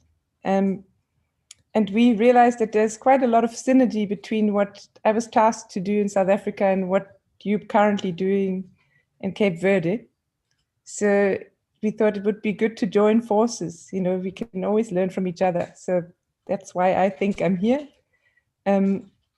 And I'm coordinating a multi-institutional rocky shore monitoring program for South Africa. And recently we've expanded to Namibia, and currently we're expanding to Angola. So, you know, we see where we go from here. While other initiatives of monitoring in South Africa have a long tradition because of the very productive oceans and fisheries, and biodiversity monitoring is actually relatively young. And the program I've implemented only really started in 2015. So it's only really 5 years ago. And I wish at that time that I would have had the opportunity that you are creating now through this workshop to bring people's minds together and co-design. We didn't have that, you know, foresight or funding. So we had a lot of communications around the world, and this is the result of what I came up with at the time. And please bear with me, it's only 5 years ago and it's work in progress. So I'm sharing the lessons learned from this program. So I think my slideshow is stuck. Okay, just a brief introduction on where we are in South Africa. We have a long coastline, and we have a cold ocean on the west coast, the Atlantic, and we have a warm ocean on the east coast, the Indian Ocean. with temperature, we also have a very strong decline in nutrients. It's very nutrient rich from upwelling on the west coast. And then we have a very oligotrophic system that reaches into the subtropical realms on the east coast. Excuse my dog, he's participating. And on the south coast is where these two oceans meet. When you follow the red line here, we have low species diversity or species richness on the west coast, the number of species, and it is a drastic incline towards the, on the west coast, and there's a drastic incline towards the east coast. So basically we have entirely different ecosystems on either side of this subcontinent, or I'd say the tip of Africa. So that's quite a challenge, but I'll get there.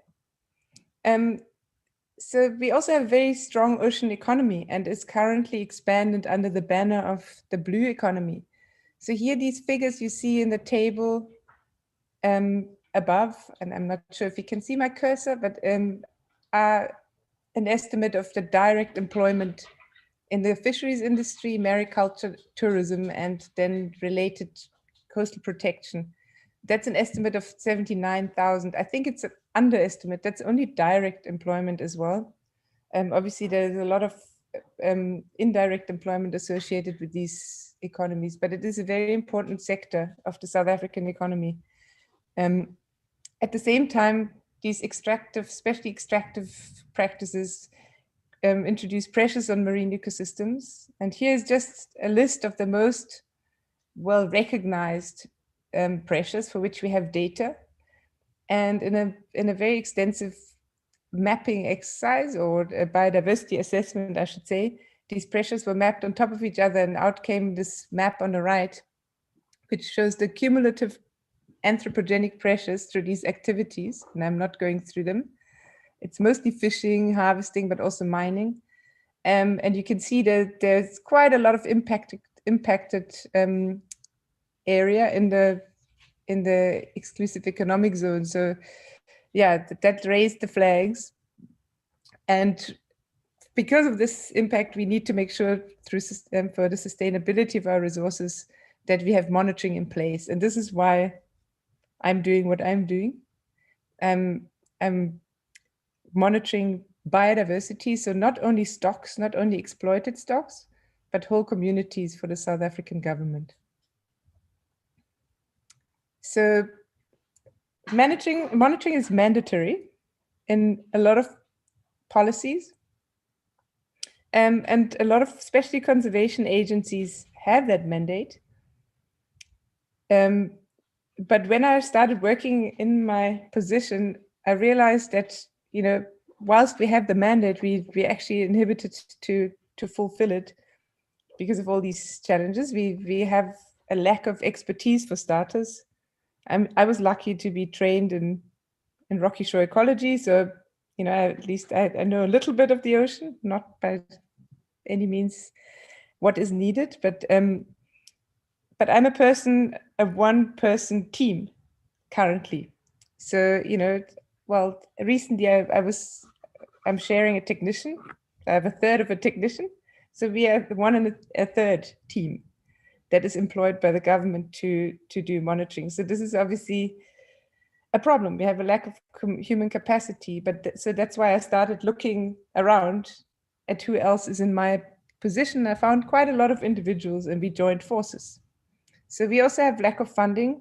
I mean, especially now with COVID, a lot of the operational funding of conservation agencies has been completely scrapped. We're lucky that we can still operate the government. But in general, it's you know, lack of funding. I'm sure that holds for a lot of other countries in Africa. Then these are just the logistic constraints. But then in general, when I looked at monitoring, it often fails because objectives are not clear and data are collected that don't lead to a specific goal. So it eventually gets discontinued. And that's the fate of a lot of long-term monitoring programs. Also, we see that methodologies are often not uniform and everybody does their own thing. And yeah, and finally, we have realized that, as was mentioned for Cabo Verde as well, that in South Africa, even though we have this almost a very prolific coastline and marine system, very little is known about most of it, and even basic baseline data were missing. So that's a challenge. How do we measure change if we don't have those? So, well, based on, sorry, I'm stuck. On this need, I now show you a slide of where we're at within 5 years of being tasked to implement rocky shore monitoring. And that is, we have now, you see the coastline, we've set up a whole bunch of sites. The green ones are basically where we have a completed monitoring system in place, where we, at least the government goes annually and our partners fill in the gaps between, between our surveys. And our partner institutions are all listed here. Most of them are conservation agencies, but they're also universities and NGOs, also international training programs that we work with. Then you see white ticks, which are those that are currently being planned, but we still have to implement the sites. So we have the partnerships in place, but we're not quite there yet. So we're trying to spread across this entire 3,000 kilometers. And I think we're doing okay. We have 30 sites where I show you just now what we're doing at each site. And now recently we also have implemented monitoring at 2 sites using the same methodology in Namibia with the Ministry of Fisheries and Marine Resources there. And we were supposed to actually be in Angola right now. I think I would have just been on my way back. Also implementing monitoring there with the ministry and university in the south. So that is an initiative funded by the Benguela Current Commission, which was a great opportunity to expand this in the region and make sure that we're coordinating our efforts so we can actually look at larger scale impacts, such as through climate change. So this is only one monitoring program that I'm talking about. My colleagues at the DEF, Department of Environment, Forestry and Fisheries, are also monitoring subtidal reefs, surf zone fish and seabirds, as well as mammals. So there's a seal entanglement program, whales, dolphins. So there are a bunch of other programs in place. So I'm just showcasing the one I know most about. So why rocky shores? Other than, as you can see by the photographs, they're really amazing. They're actually the most accessible marine ecosystems. So that makes them highly impacted. There's a lot of harvesting going on rocky shores, especially through subsistence harvesting and fishing for bait. It's also highly impacted by temperature changes that affect both the atmosphere and the ocean, because they're in contact. These are intertidal systems. They're in contact with air and sea, alternating through the tides. But at the same time, if you think logistically, monitoring rocky shores is very feasible in an African context because it's cost effective. You don't need boats. You just need a road, a truck, or even a car. And you can get there. You don't need to be able to even swim or dive. So it's very, logistically feasible to start monitoring there. But at the same time, as you know, I put in some pretty pictures, but these are full-on marine ecosystems.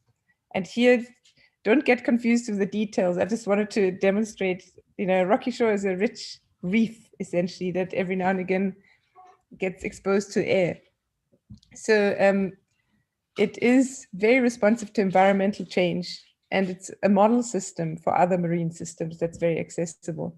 So especially the temperate rocky shores, and I know in the tropics it's slightly different, but the temperate rocky shores are really phenomenal system, very diverse. So also because they're accessible and have been, there's a lot of taxonomic knowledge that makes them attractive for further monitoring. Okay, so what we did is, when I was where you are currently, where Cabo Verde is currently, I realized, okay, how do we manage to spread out, cover as much of our coastline as we can with very limited team, and obviously partnerships that I've shown you before with many organizations, but also lack of expertise and knowledge. So I came up with these 4 tiers, and that is, when I say I should say we, that is very much in consultation with our advisors that are all around the world. So firstly, we're doing these quick surveys, which are aimed to cover a lot of ground. And we also needed to do it quite cheaply. So they're basically photographic surveys where people go on the rocky shores. You see the bottom left picture, somebody with a camera attached to a frame taking pictures. So the advantage here is that this person doesn't need to have any taxonomic knowledge. You just need to know how to take a photograph. So that's quite easy. But often we lose important information through photography. So we supplement this with a second tier, which is detailed expert biodiversity survey. So that's the traditional survey where we put down a quadrant and we get estimate percentages of all species. So this requires obviously species identification skills. Now this is just for biodiversity status quo, a survey. And to understand processes, we need to go a step further and impacts. So this is the third tier here shown by a photograph of Professor George Branch. For those that study rocky shores know him very well. He's world renowned. He's helped us set up experiments to look at the mechanisms that drive changes. So that is, again, goes hand in hand with the other questions. That's very intensive. We normally do this through student projects. And the fourth tier is citizen science. So you see here, it's a school class. We started a youth program. I can tell you a little bit more about this, all of these. So most importantly, I mean, here, the reason I delve into this is because we've learned a lot of lessons from implementing photographic surveys. There are clear advantages. I've mentioned them. You don't need taxonomic expertise. It's quick. You don't need a team. You can just, 2 people, one person taking the picture and the other person holding a transect line. And I show you here at the bottom is how we're setting up our transects. You see here these red dots are indicating bolts that we drill into the rocks. So we make sure that we take a photograph of exactly the same piece of rock time after time. And we make those transects move around obstacles like boulders, pools, things that are not photographically can't capture in a photograph. And we need it to be permanently fixed, because if you randomize your sampling, which you can do, you lose a lot of power in detecting change. So essentially we're observing the same piece of rock over time along these transects. So also photographs have the advantage that you have a permanent record. So you can go back if you come with a different objective and you can analyze your photograph afresh, and it can get stored, eternally if it's well backed up. It has disadvantages too. Often we miss small and cryptic species, hidden species that are under a seaweed or something, and you don't pick up, and they might be very important indicators for change. So lower taxonomic resolution normally is the result.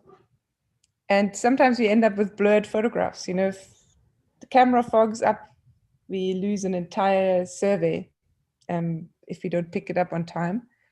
And then thirdly, most importantly, we realized it's very quick to take a photograph, but to generate biodiversity data from there takes some time. And we now, in 5 years, have generated thousands and thousands of photographs, and we have quite a substantial backlog for some sites. We are up to date in other sites. Whenever there's a drive to analyze, we do that, and then we fall behind again because more and more photographs are pouring in all the time. This is just showing on the right-hand side how we take the photographs along the transects, and that we have these frames where we attach the camera. That makes it easier in the field to do that. As you see, it's very simple system, very cheap. That's what we went for to cover the ground. Now, the backlog, that has been something that became apparent quite early on. We're not fast enough with our small teams to analyze data. So we started actually collecting additional data while in the field. On the left, you can see the transects again. The photographs are taken along the red lines. And we now started scoring data in the field along the blue lines, so to say. And these are quadrats that we put down, and we actually score things by just counting them and measuring them. And for that, we choose some key populations, either harvested species or very sensitive species, could be alien invasive species, any species that's important at that site. And it's an advantage because it can change from site to site, while the other photographic protocol is standardized between all the sites. And we can also look at different zones and improve our replication per zone, which is good for doing the statistical analyses.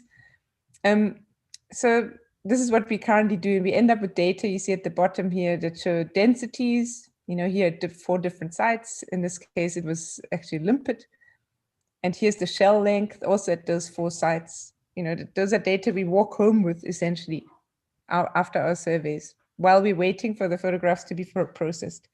Now, and we mentioned Meerwissen, and the project I'm involved in Coastwise at Meerwissen, we're actually developing machine learning algorithms to automate the species annotation of photographs. So species can be read and scored by a computer. So essentially you start with the original image from our photographic survey. Now, this is a very preliminary process. This is a student project I've pasted in there that wasn't highly successful. We're still waiting for our funding from the GIZ to actually materialize in South Africa, and we're about to start. So I hope that in a year from now or less, we will have this process, at least preliminary in place. We were planning to do drone surveys. So once we have the machine learning algorithms, we could then do surveys by drones that automatically generate better spatial data on biodiversity. But sadly, we had to take the drone off our budget because there was, we just couldn't, we had to split it between too many partners. So the drone will have to wait, but I think it's good we do one thing at a time. Other variables that we monitor on the rocky shores are temperature. So at least each region will have temperature loggers. We're currently moving towards intertidal temperature loggers. So where we get the air and the sea temperature with the tide. But most of the sites actually still have the traditional gully probes where we measure sea temperature right in the nearshore. We also do litter surveys at each monitoring survey. So we collect litter and we classify it, very topical at the moment. And we do fixed point photography to look at permanent changes. This photograph you see at the bottom is a site that has since been mined, and unfortunately I wasn't on this year's trip. Sorry, it was last year's trip. Otherwise, I would have retaken the same photograph, although it wouldn't have been possible because there would be a mining heap. Half the bay is now basically gone because of a mine. So we got a photograph before, and we will have one as soon as we get to go after COVID from the same point after, showing that half this bay being swallowed by sediments. So that's why we do this, to have again another record. I must speed up, I think. But I mentioned that our third tier, I think, is the research link. And here are just some projects that we link with the monitoring to get outputs, both in terms of student theses, and we've only started 5 years ago. We have our first cohort of students graduating now. Actually, the person on the left handed in his master's yesterday. Quite exciting.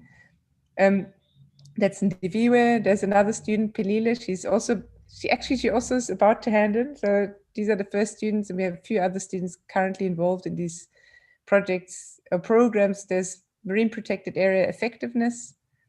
And we have one with decadal changes, where which we use to archive existing baseline data from the past, which is quite useful. They're still sitting on mostly retired people's computers or sometimes even notebooks, and we're gathering them. And then we have generally an anthropogenic impacts study, where we're currently looking quite a lot at microplastics and macroplastics as well as mining and harvesting impacts. So these are the research links. I won't go into detail, it would take too long to show the results, but we're finding some impacts of climate change. The species are on the move.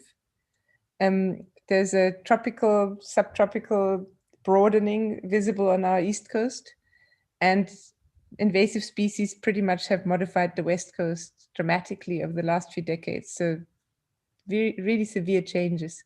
Mining is now big on the agenda, so it's also important to estimate or to assess impacts. So then also rocky shores, because they're so accessible, lend themselves to citizen science. So we have linked with a lot of passion and some educators, we have created this limpet project, which is currently it's just received a 3-year quite good funding, and we can finally employ a coordinator, and it's all growing. And what we do is we train teachers, because these are our champions for inspiring youth. And then we visit schools and we involve the learners in real science. So they actually do very similar surveys to what we do with our monitoring program. The big need here is that a lot of underprivileged learners have never even been to a rocky shore, or have very few opportunities to immerse themselves in nature and be passionate about nature. So that's a big goal. And then we contribute the data to our long-term monitoring. So, we're trying to create a win-win with this, and it's a lot of fun. And we have quite a lot of interest to expand. Currently, we only operate in Cape Town area, and we're busy planning all sorts of expansions of this limpet. So that's quite exciting. Now, a big lesson learned is if you generate data, you need an information management system, proper databasing, good servers. And we were lucky that this was in the process already when I set up this program. Sadly, my colleague who was leading it passed away, so there was a bit of a haltering in the process. And now we're busy getting this in place. So what you're seeing here is we would like to create a user interface that anybody can access, firstly photographs, and eventually process data from the past, so over time and space. And you can do queries and come draw your own photographs and see how the ecosystem changed. So this is very, very important. I think the previous speakers mentioned the need for having solid databasing. Yeah, and then in summary is what I'd like to say, it would be much easier to meet you in person and speak to this, but monitoring is very labor intensive. I mean, we know this, we can read about this, but once you start doing it, becomes quite clear that it's cumbersome, and to harvest the fruit, you have to monitor for a while. So I would just strongly advise to keep it simple. That's something I've learned the hard way. I think you'd be tempted to start running before we can walk. So, start small and let it grow organically from my experience, would work better than setting up something that's too ambitious and it's prone to fail. It's also necessary to be open to adapting protocols, even if it means that you have to cut some losses. You have to be quite critical and reevaluate and monitor your own monitoring program quite regularly. Then in our case, we had to join forces between a lot of individuals that were working on their own, and that was quite successful and was very enriching. However, we learned that we needed to build contractual agreements between organizations, because if that's not in place, the promises made are often not held. So I'd probably do that slightly differently if I could start again. And then where you can use automated data generation. In oceanographic data, it's more straightforward. You can use moorings, moored systems, drones, which are sometimes automated. When it comes to biodiversity, it's a bit more tricky, maybe, to get reliable species-based information. that's automated, but we're exploring the machine learning potential, and hopefully it will lead to something. Yeah, that's the main thing, and I'm happy to share more lessons in those breakout sessions, maybe tomorrow, because that's English. And I thank you. Muito obrigada. Muito obrigado, doutora Maia Paf, pelas informações e toda a experiência que nos acaba de compartilhar. Acho que são informações muito importantes que nos vão servir para o nosso co-design. Muito obrigado. E acho que deve estar presente talvez para as discussões também, se houver alguma questão, né? Ok. Então, avançaríamos então agora desde da Alemanha, de Geomar, com o Dr. Nicolas Ori. Ele nos vai apresentar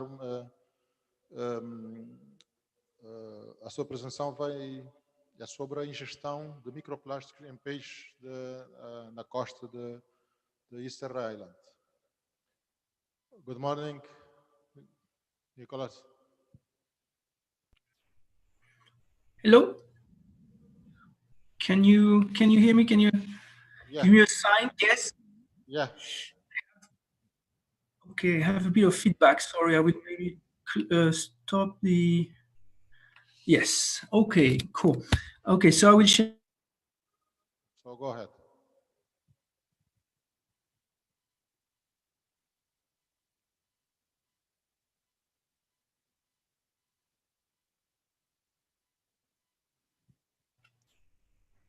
Yes, all good. Can you hear me?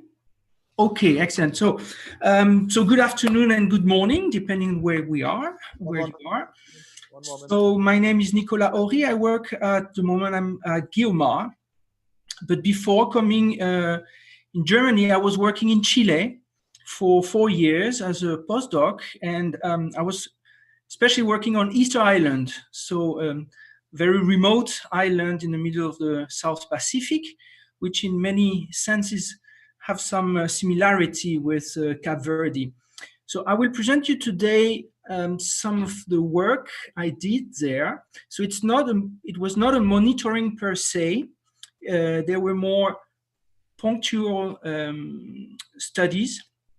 But my aim here is to try to show that even in very remote islands with very limited amount of resources, and with the help of the local population, we can achieve some pretty good work. So I hope that would be a good insight for you for the development of monitoring at Cabo Verde.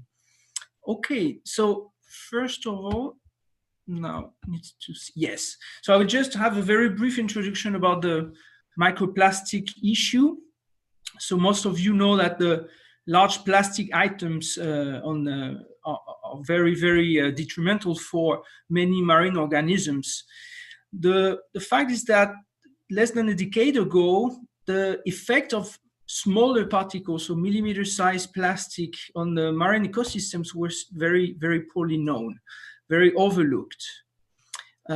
So that's why there was an increasing amount of studies within the last decade regarding these very small pieces of plastic.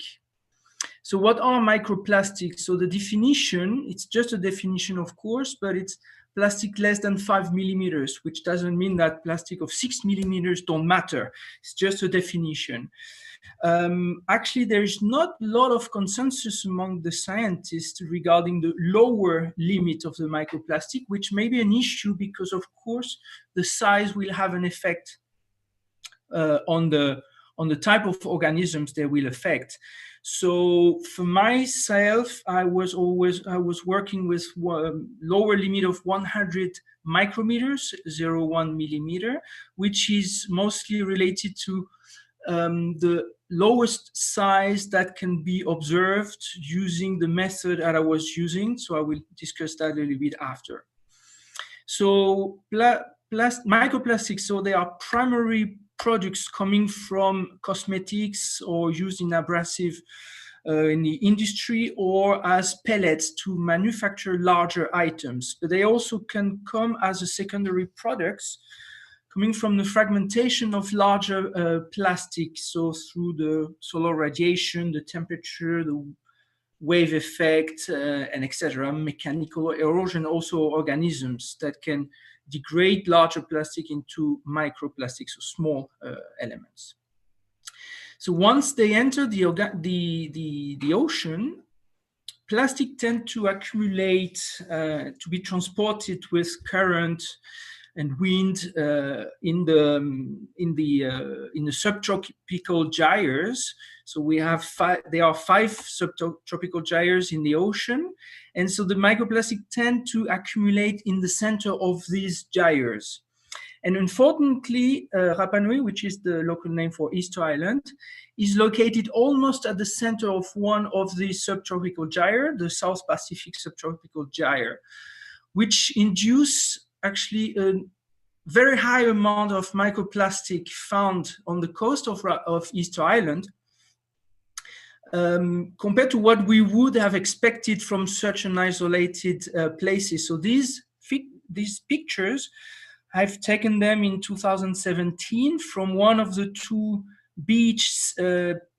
sand beach on the island, and I hope that you can see clearly enough on your screen. But all these elements are pieces of plastic on the sandy beach. So I'm always amazed by the amount of plastic that we find there. The first time I went there, I was really, really amazed. I could not imagine that there was so much. So there's a real problem of microplastic there, and probably mainly due to the fact that Easter Island is closed this gyre, so receives a lot of plastic from outside. So the local input is very limited. There are 6,000 people living on Easter Island and no industry, so no production of plastic. And population is actually quite well aware of the plastic population, so they care of not releasing this plastic in the environment. So most of this plastic, as fragmented, spend a lot of time at sea and came from outside. So that's a problem from outside. That's a very important message that we get from Easter Island, is that actually the problem there is actually coming from elsewhere.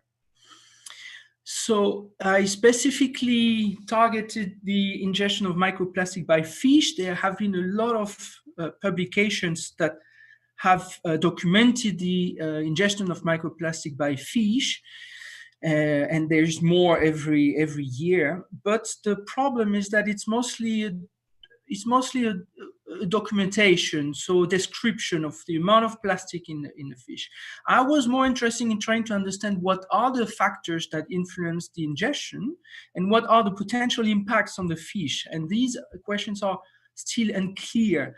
So that's very important because it allows to know what species are most at risk and what are the potential pathways of microplastic through the marine food webs.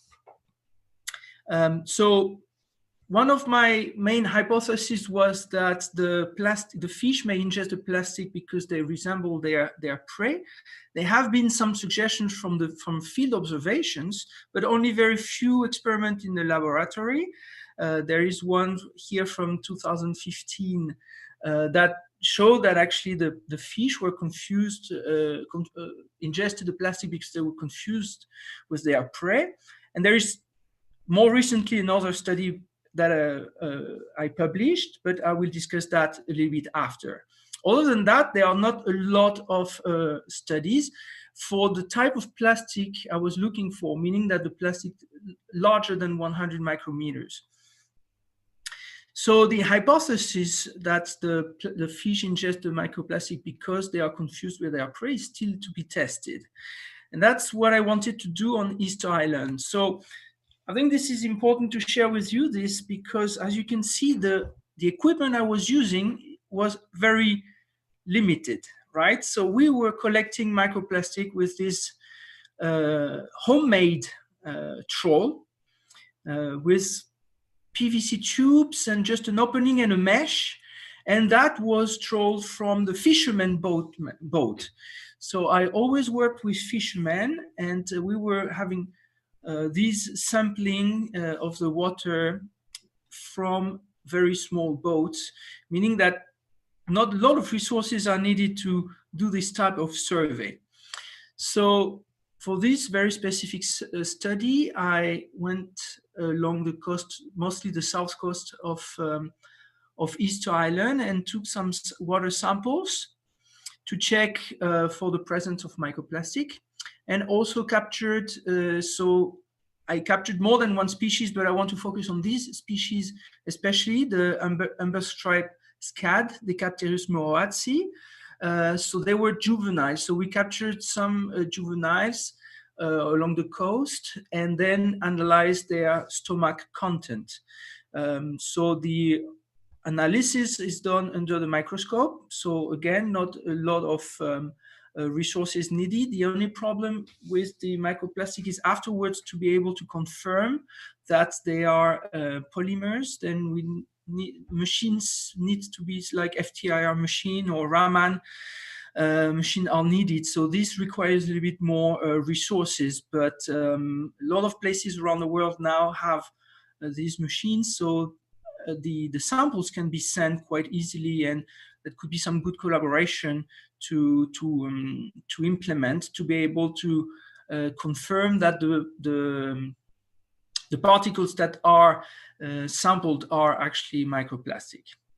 Okay, so back to my study. So we collected water sample, we collected the fish, and I would jump straight to the results. So the water samples were dominated by plastic of different colors: orange, white, transparent, and blue.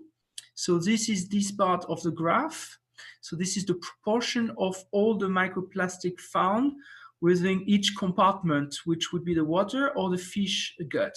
And this on the x-axis is the size of the plastic. And the color here represents the color of the plastic, gray being transparent. So the water samples were dominated by this type of color plastic.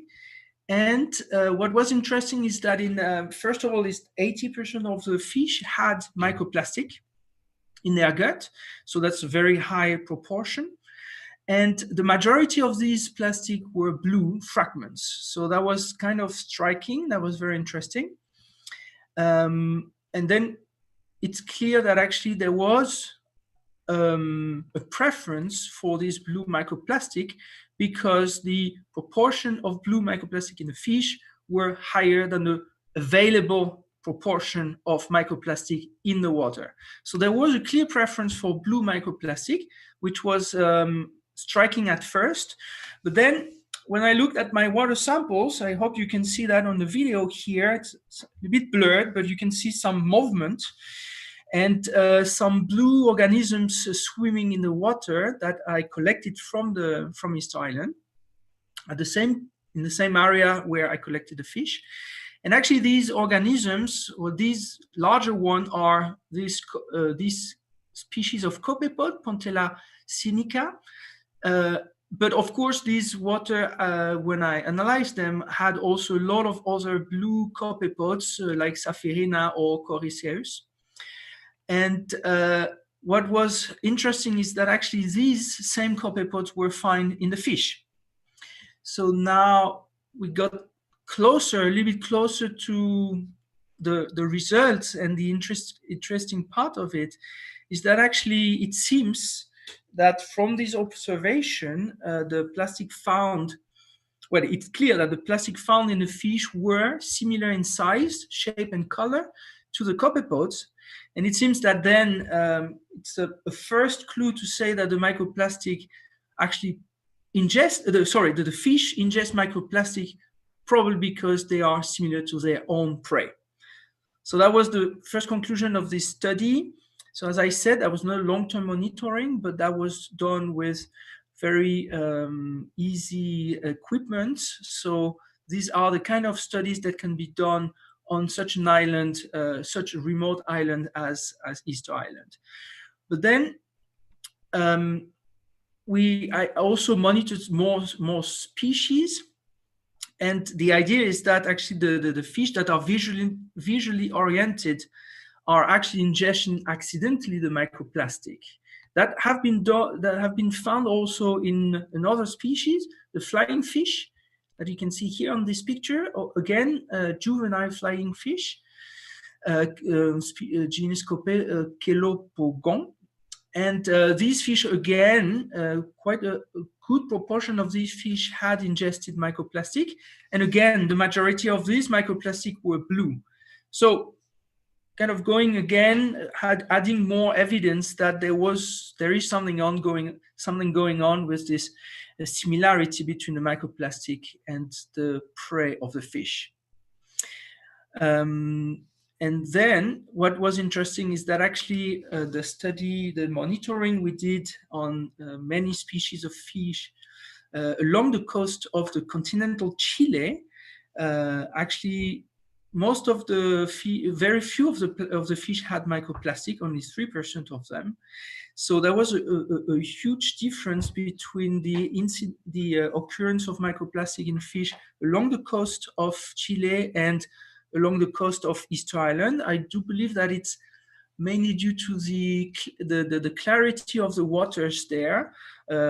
Waters also very oligotrophic, so very clear, and it may be that actually this visual aspect in the ingestion of microplastic may be predominant in areas where water is very clear, and I guess this is the same case for Cabo Verde. So here we may have some similarities, and potentially a lot of fish may be contaminated with microplastic along the coast of Cabo Verde. Okay, so now coming back to the continent, I'm leaving Easter Island, but I went back to the continent in the lab to test these hypotheses under controlled conditions, the hypothesis that actually the fish mistakenly ingest microplastic because they are similar to their prey.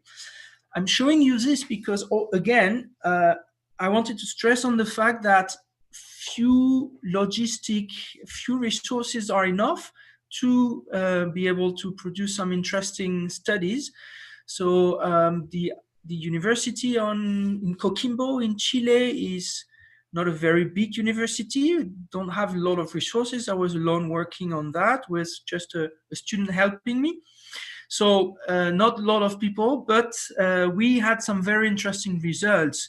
So what I wanted to test is, again, if the microplastic color had some influence on the capture of the microplastic, and whether trying to understand why on earth this plastic mistakenly this fish mistakenly ingest the plastic, and we had the hypothesis that actually the presence of the food may have an importance in the mechanisms of the ingestion of the microplastic. So I will tell you a bit more about this. And the last question we were interested in, which is possible to do when you're under controlled conditions, so this is also why experiments in the lab are very important, is that how long do the plastics stay in the fish if they are ingested? That we didn't really know. I mean, nobody really checked that before. So that was the last part of the experiment we wanted to focus on. So what we did is that we provided the fish with microplastic of different colors, and one of the color is the same color than the food pellets. So you can see on the picture, microplastic, we cut them by hand from cable ties, and we chose them specifically to be very similar to the food pellets. So there were fish that were used to be fed in the laboratory. They were born at the university and raised there, so they were used to feed on artificial food. But the important here was to compare the plastic that were similar to the food with other plastic that are very different in color. They were all the same shape, but the color was very different. We had yellow, transparent-ish, and blue microplastic. So we were giving the food pellet and the microplastic to the fish. So I guess you cannot really see on this video, but when there is a 1, 2, and 3, it means that the fish is ingesting some microplastic. So we were just beside the tank, so we could tell if there was a microplastic or not. Sometimes it was not easy because, of course, the microplastic were very similar to the pellet, but it was easier for microplastic of different colors. But the fact that we could really observe directly whether the fish were ingesting the microplastic, if they were keeping them, if they were swallowing them back, we could count the number of plastic that was given to the fish, or that were ingested by the fish. And the 4 colors were tested with the same fish. So to reduce individual variability, we had the plastic given to the same fish, but of course in different orders. Otherwise, that may have an effect of the order of the plastic given. Okay, so now the result was that, as expected, black microplastic, so the same colors, the food pellets, were captured more often than the other colors. So black micro, so that's the number of capture here, and you can see the black microplastic were ingested much more than the other colors. There was no effect on the microplastic color on the swallowing, because what we're interested in is that once the fish capture the plastic, do they spit it out or do they swallow it?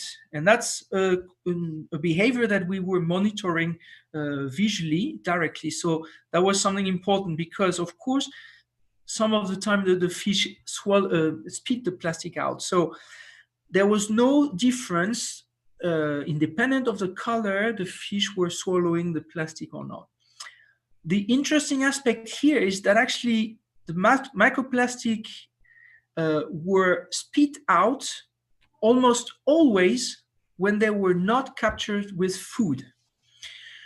So the proportion of spitting of the microplastic here for the black, blue, transparent, or yellow did not change. That was almost always the case. Once the plastic were capturing, where the fish were capturing the plastic, they were spitting it out.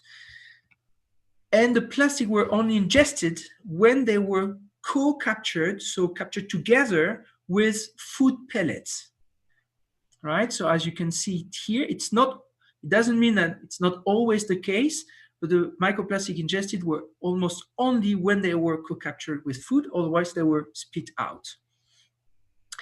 So that leads to the conclusion that the food impedes the detection of the microplastic by the fish, what I call the gustatory trap, which may explain why plastic end up in fish. Because as we could see in these experiments, the fish were spitting the plastic when they were not captured with food, but then they were swallowing them when they were captured with food. So that's interesting to understand the mechanisms of why the microplastic are getting in the fish.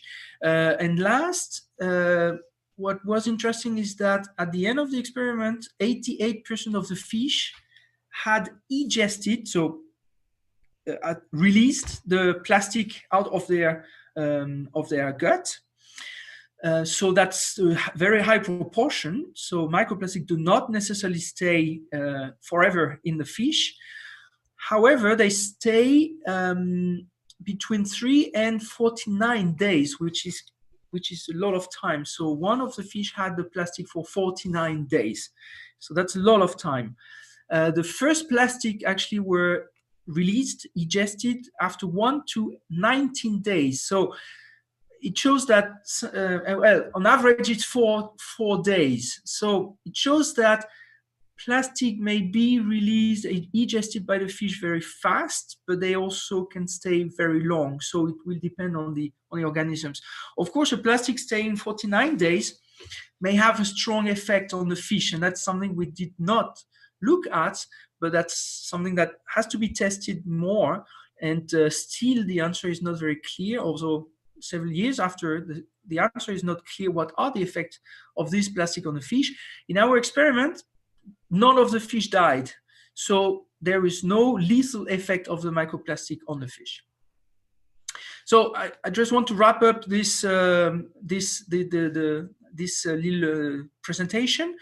So the fish that are visually oriented, so living in an environment, clear water, are susceptible to microplastic contamination. So that's very important because a lot of these fish are commercially and ecologically important. And planktivorous fish are mostly susceptible to ingest microplastic, and many juveniles are plantivores. So that's an interesting aspect, that the many juvenile fish may be under the threat of microplastic. And that's, of course, juvenile fish are extremely important because they are a bottleneck for recruitment. So the microplastic are only swallowed when they are co-captured with their food. So this gustatory trap that I discussed with you, this is important, especially for fish that tend to feed on aggregated prey. So then if they are microplastic combined with the prey, then they may be susceptible to swallow this plastic. And also we know that the plastic staying a long time at sea are covered by a biofilm. So this is an interesting question. Is it that the biofilm favors the ingestion of the microplastic because they may camouflage actually the taste or the presence of the microplastic? I will not discuss that here, but I did some experiment here in Guiomar, and I showed that actually fish ingest more often the microplastic when they are covered with biofilm. So that's something we can discuss, but not in the topic here.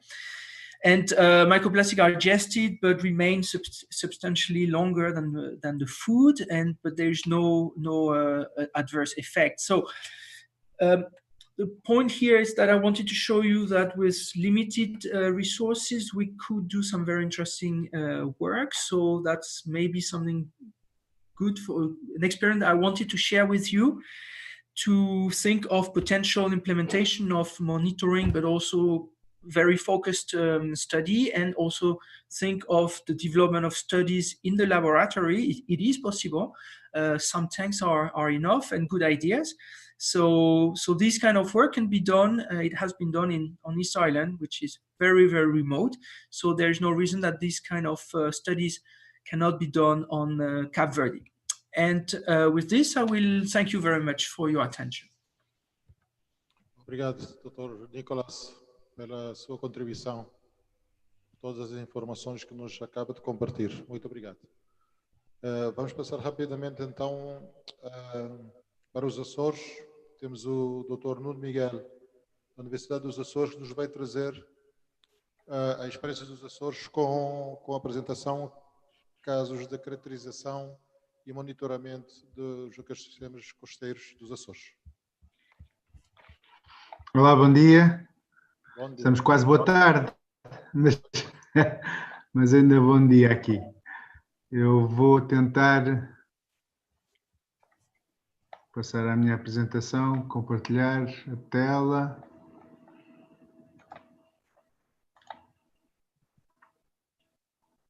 Ok, já estão a ver? Ainda não. Já quase. Já estamos a ver, sim. Bem-vindo a Cabo Verde. Ok, vamos só pôr isto.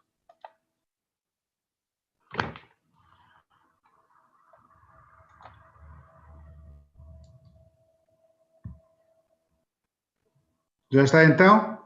Já está sim, já está. Muito obrigado. Ok, pronto. Eu vou começar por agradecer este convite para falar um bocadinho da minha experiência aqui no arquipélago, as minhas vitórias, ou as nossas vitórias e algumas frustrações também neste processo todo. O tema chama-se Casos de Caracterização e Monitorização dos Ecossistemas Costeiros dos Açores, mas foram mais trabalhos de caracterização do que propriamente depois de monitorização. Mas eu para a frente vou explicar um pouco melhor. Eu trabalho neste momento na Ilha Terceira, no Instituto de Tecnologias Agrárias, de Investigação de Tecnologias Agrárias e do Ambiente da Universidade dos Açores, na Ilha Terceira. Estou cá desde há 7 anos nesta ilha, mas a maior parte, se não a totalidade dos trabalhos que eu vou apresentar foram feitos noutra ilha, na Ilha de São Miguel, onde eu tive 20 anos e trabalhei na equipa da doutora Ana Isabel Neto e do doutor José Manuel Azevedo, e em conjunto com o meu colega Francisco Wallenstein, nós fizemos um trabalho desde 2002, 2003, nesta questão. O que é que eu posso explicar? Com a virada do século, os Açores deixam de ficarem virados para a produção agrícola, agrónoma, principalmente de laticínios, e ficam muito mais vocacionados para o turismo e sendo ilhas, o turismo virado para o ambiente e para o mar em especial. Desenvolveu-se legislação na altura para a criação de áreas protegidas, quer terrestres, quer algumas costeiras, mas a realidade é que não havia grande informação acerca das comunidades existentes, ou seja, esta universidade, a Universidade dos Açores, tem-se dedicado muito, tinha-se dedicado até àquela altura muito à identificação das espécies existentes, à taxonomia, acima de tudo, alguns trabalhos de ecologia, sim senhor, mas nunca tinha visto as coisas de uma perspectiva mais holística, de comunidade, de ecossistema na sua totalidade. Os Açores, como sabem, estão no meio do Oceano Atlântico, portanto, são ilhas oceânicas e têm uma área muito grande de território, tem um território marítimo muito grande, é o maior território do país e é um dos maiores da União Europeia. O que é que se passa? É que grande parte deste território está abaixo dos 100 metros de profundidade, a maior parte. E as zonas costeiras, por estas ilhas serem oceânicas, não têm plataforma continental, logo têm uma área muito pequena de intervenção de ecossistemas até onde o homem pode ir. A maior parte do território, por serem ilhas novas, a maior parte da costa é rochosa, existem poucas bacias de areia e por essa razão nós, quando começámos, nos foi proposto começar a fazer alguns trabalhos nesta área dos ecossistemas e das comunidades, optámos por trabalhar em zonas rochosas aquáticas, dominadas, neste caso, nos Açores, por comunidades de macroalgas que suportam depois todas as comunidades de invertebrados e de peixes que vivem sobre elas. Começámos por trabalhar nas ilhas de São Miguel e de Santa Maria, nos projetos Biotop, que começou em 2003, e no projeto um pouco mais tarde, no projeto Parque Mar, na ilha de Santa Maria, em 2005. O que é que nós começámos por fazer nestas coisas, nestas duas ilhas? Começámos por delinear áreas de ação para identificar primeiro profundidades e tipo de substrato. A profundidade é particularmente importante porque tínhamos já previamente uma ideia de que, por conhecimento, não é? Que, consoante o tipo de profundidade, nós iríamos ter comunidades diferentes e, portanto, seria importante identificar pelo menos zonas de limite de charneira que pudessem limitar esses ecossistemas ou pelo menos identificar zonas de passagem de um ecossistema para o outro, de uma comunidade para a outra, surgiram as ideias de identificação de biótopos e nós começámos por identificar primeiro o tipo de substrato e as profundidades. Depois fizemos transetos dos 30 metros de profundidade até aos 0, onde levávamos câmaras de filmar e identificávamos de 5 em 5 metros de profundidade, ou seja, dos 30 para os 25, para os 20, para os 15 e assim sucessivamente, identificávamos as comunidades que existiam aí, a base principal que seria as comunidades de macroalgas, as espécies existentes, as espécies dominantes, para nos dar uma primeira ideia do que nós teríamos depois que trabalhar com. Estas filmagens eram levadas para o laboratório, onde eram analisadas e com base nessa primeira informação, isto foi feito à volta da ilha, principalmente à volta da ilha de São Miguel, e depois mais tarde, quando fomos para Santa Maria, fizemos da mesma forma.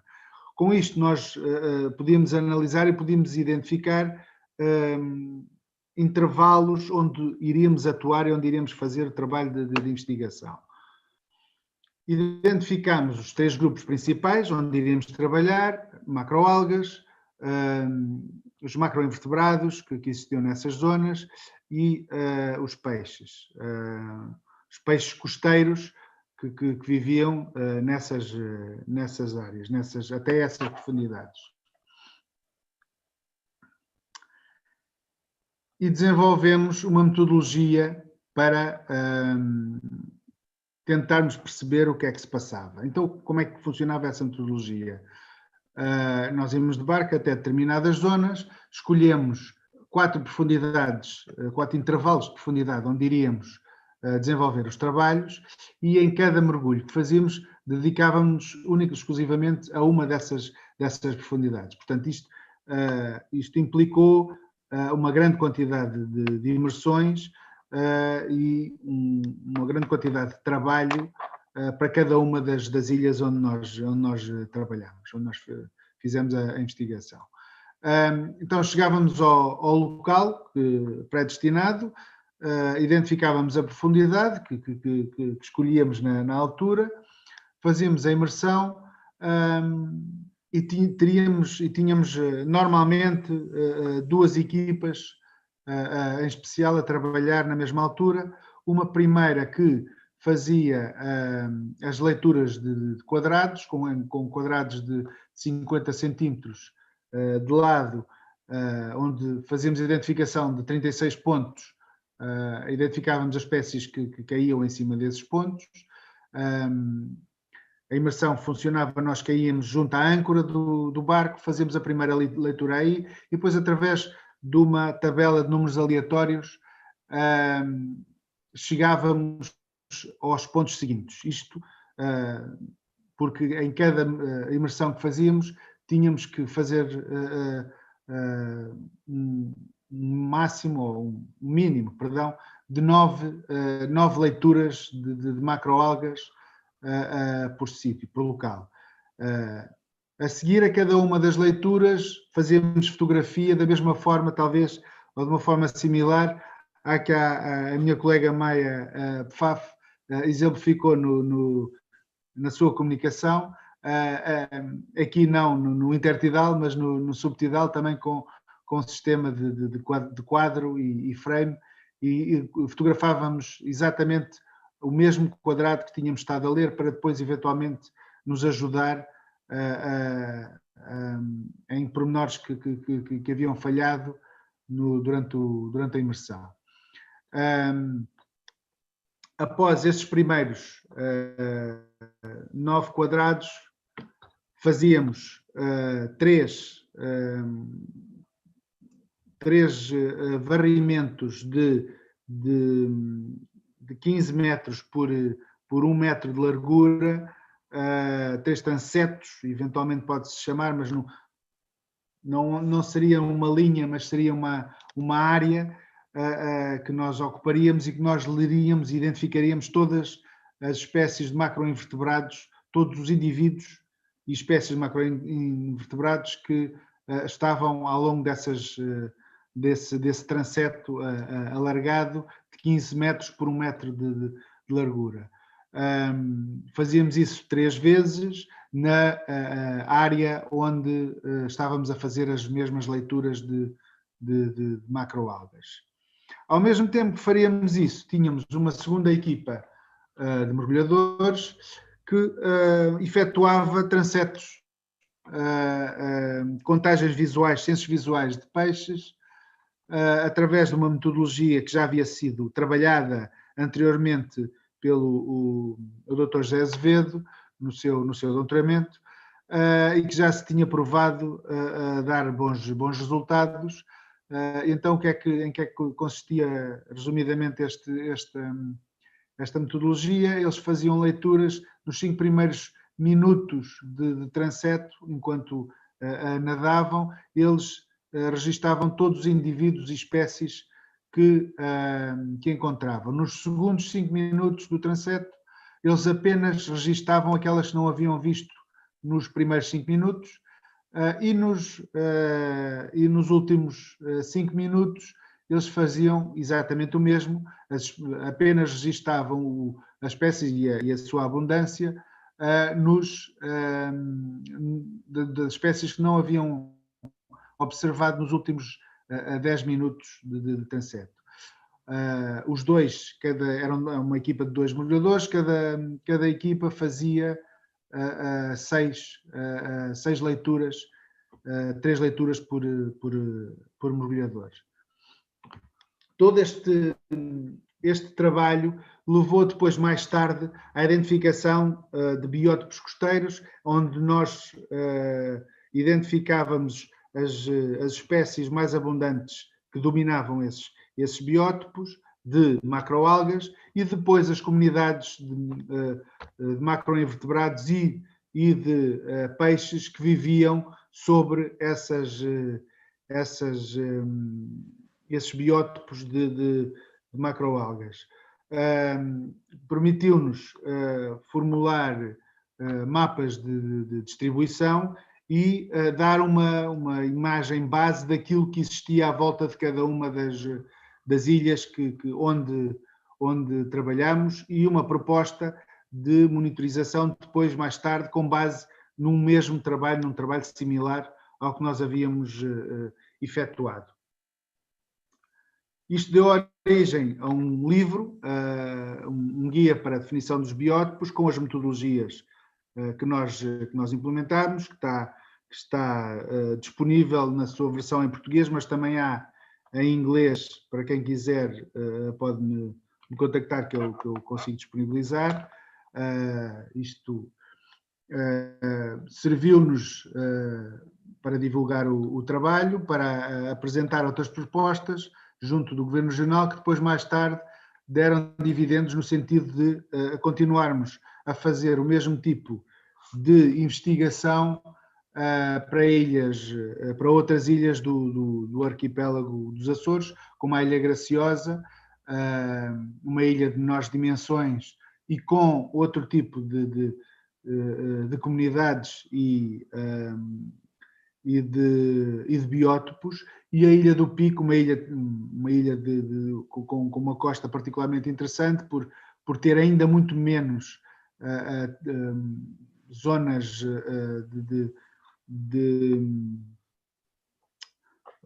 como é que eu ia dizer, zonas costeiras de grande profundidade, mesmo junto à costa. Portanto, grande parte deste trabalho foi feito em paredes, muitas vezes, o que deram origem também a comunidades diferentes, a biótopos diferentes. Também já efetuámos trabalhos na Ilha Terceira, com resultados interessantes e similares. A questão toda é que isto era uma dimensão na ilha, e havia a necessidade de identificar áreas protegidas, dentro das áreas protegidas, de que forma é que este tipo de metodologia poder ser aplicada. Nós tivemos um projeto posterior, o projeto GESMAR, que nos permitiu aplicar as mesmas metodologias em zonas mais pequenas, como a zona do Ilhéu de Vila Franca do Campo, que é uma área protegida, uma área marinha protegida, que permitiu-nos identificar uma área com menores dimensões, permitiu-nos identificar com uma minúcia muito maior o tipo de comunidades existentes, quer ao nível das macroalgas, dos invertebrados e das comunidades de peixes que viviam à volta deste ilhéu, e a mesma coisa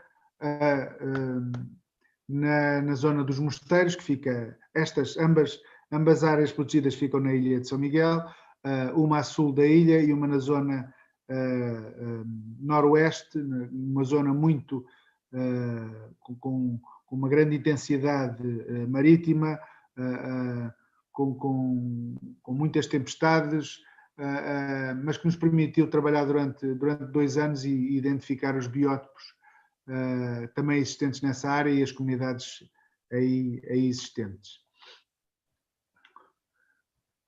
Tudo isto foram estudos de caracterização, foram propostas que nós tínhamos de monitorização de zonas costeiras, que foram fornecidas aos nossos governantes, mas que depois não tiveram efetivamente continuidade no que diz respeito a empregar estas metodologias ao longo dos anos para identificar diferenças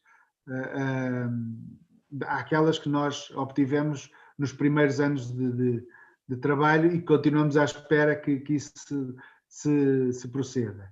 Hoje em dia, não só hoje em dia, mas desde há já algum tempo, existem sim outros projetos que implicam trabalhos anuais, como os trabalhos do Departamento de Oceanografia e Pescas com os cruzeiros de demersais que são feitos anualmente para identificação das espécies e abundâncias de espécies. Depois dão hipótese aos nossos governantes de implementar regras para a apanha do pescado. O projeto POPA, que tem a ver com a inclusão de observadores nos atoneiros nos Açores, e o projeto MONICET, que integra não só a Universidade dos Açores, mas uma grande quantidade de empresas do whale watching no arquipélago, que vão fornecendo os dados, a informação das observações que fazem diariamente, e hoje em dia tem uma grande quantidade de informação que é fornecida a toda a gente, a quem estiver interessado, e que permite, é uma boa ferramenta também de gestão do meio ambiente, gestão das nossas áreas protegidas. E pronto, eu tenho aqui o meu e-mail, se precisarem de alguma informação, mais alguma coisa podem me enviar, e mais uma vez obrigado pela oportunidade.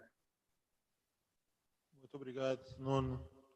Muito obrigado mesmo, são experiências bastante interessantes que para Cabo Verde, ilhas como os Açores nos vão ser de muita utilidade. Okay. Eu penso que estarás também para o espaço das discussões. Eu vou precisar de me ausentar 30 minutos, mas depois volto. Ok, muito obrigado. Está bem. Vamos passar agora a 2 intervenções mais curtas.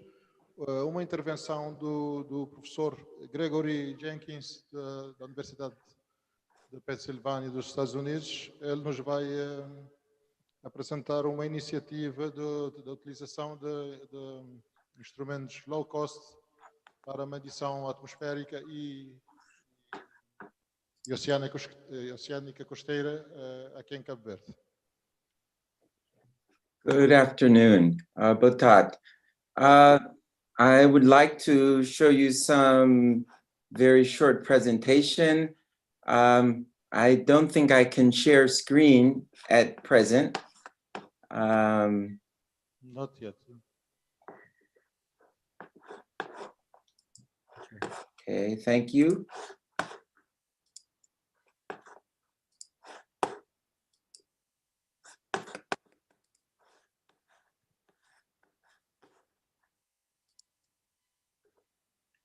Can you see the screen? Oh, no, not yet. Not yet? Not yet.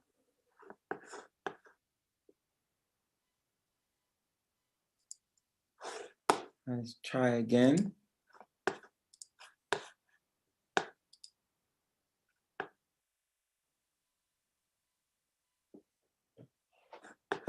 Good?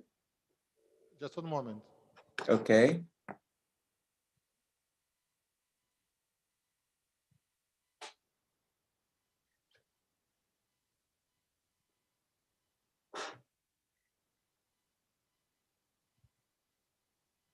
Okay, that's okay. It's good? It's good, it's good. Okay, tudo bem? Tudo direito? Good, great. I am just going to present very shortly for you a project that I am working on with my colleague, Professor Sandra Frey from UNICV. And this work is about the serious challenges of monitoring, not just now, but also for climate change. And I'm going to tell you about a project that we hope to begin in 2021 with funding from the US Embassy at Praia and the US State Department. And the interesting part is that I learned about the project that you're working on, listening to Martin Visbeck, the professor who's up next at the Air Friday Network. It's a fortuitous meeting. So this is just a little bit about what we're doing. My center is the Alliance for Education, Science, and Design in Africa. And we've had an MOU with INMG in Cabo Verde. I've been working in Cabo Verde since 2006 on field campaigns. And we currently have an MOU which runs through 2022. We recently signed an MOU with UNICV. We also have an MOU with the Air Center, and we hosted the All Atlantic Summit last month. And the picture here on the right, many of you know, is from Hurricane Fred in 2015. Hurricane Fred was a wake-up call to all of us because it was the first hurricane since 1890s to hit Cabo Verde, but this year we had 3 systems impacting Cabo Verde. The real challenges that we face are the limited real-time in-situ measurements for the land inside of the islands, along coastal zones, and in oceans, and we need these for climate monitoring. Cabo Verde is in a, what I call a vulnerable position, because when waves come off of Africa, there's less than a day or two to prepare the population. The experience with the extreme events is limited by the population. We also have Saharan dust storms, and we have limited computing power for forecasting storms in a timely manner for decision makers and fishermen. And many of you in Cabo Verde are aware of the event this year. And this is from Praia. Many people have seen this video.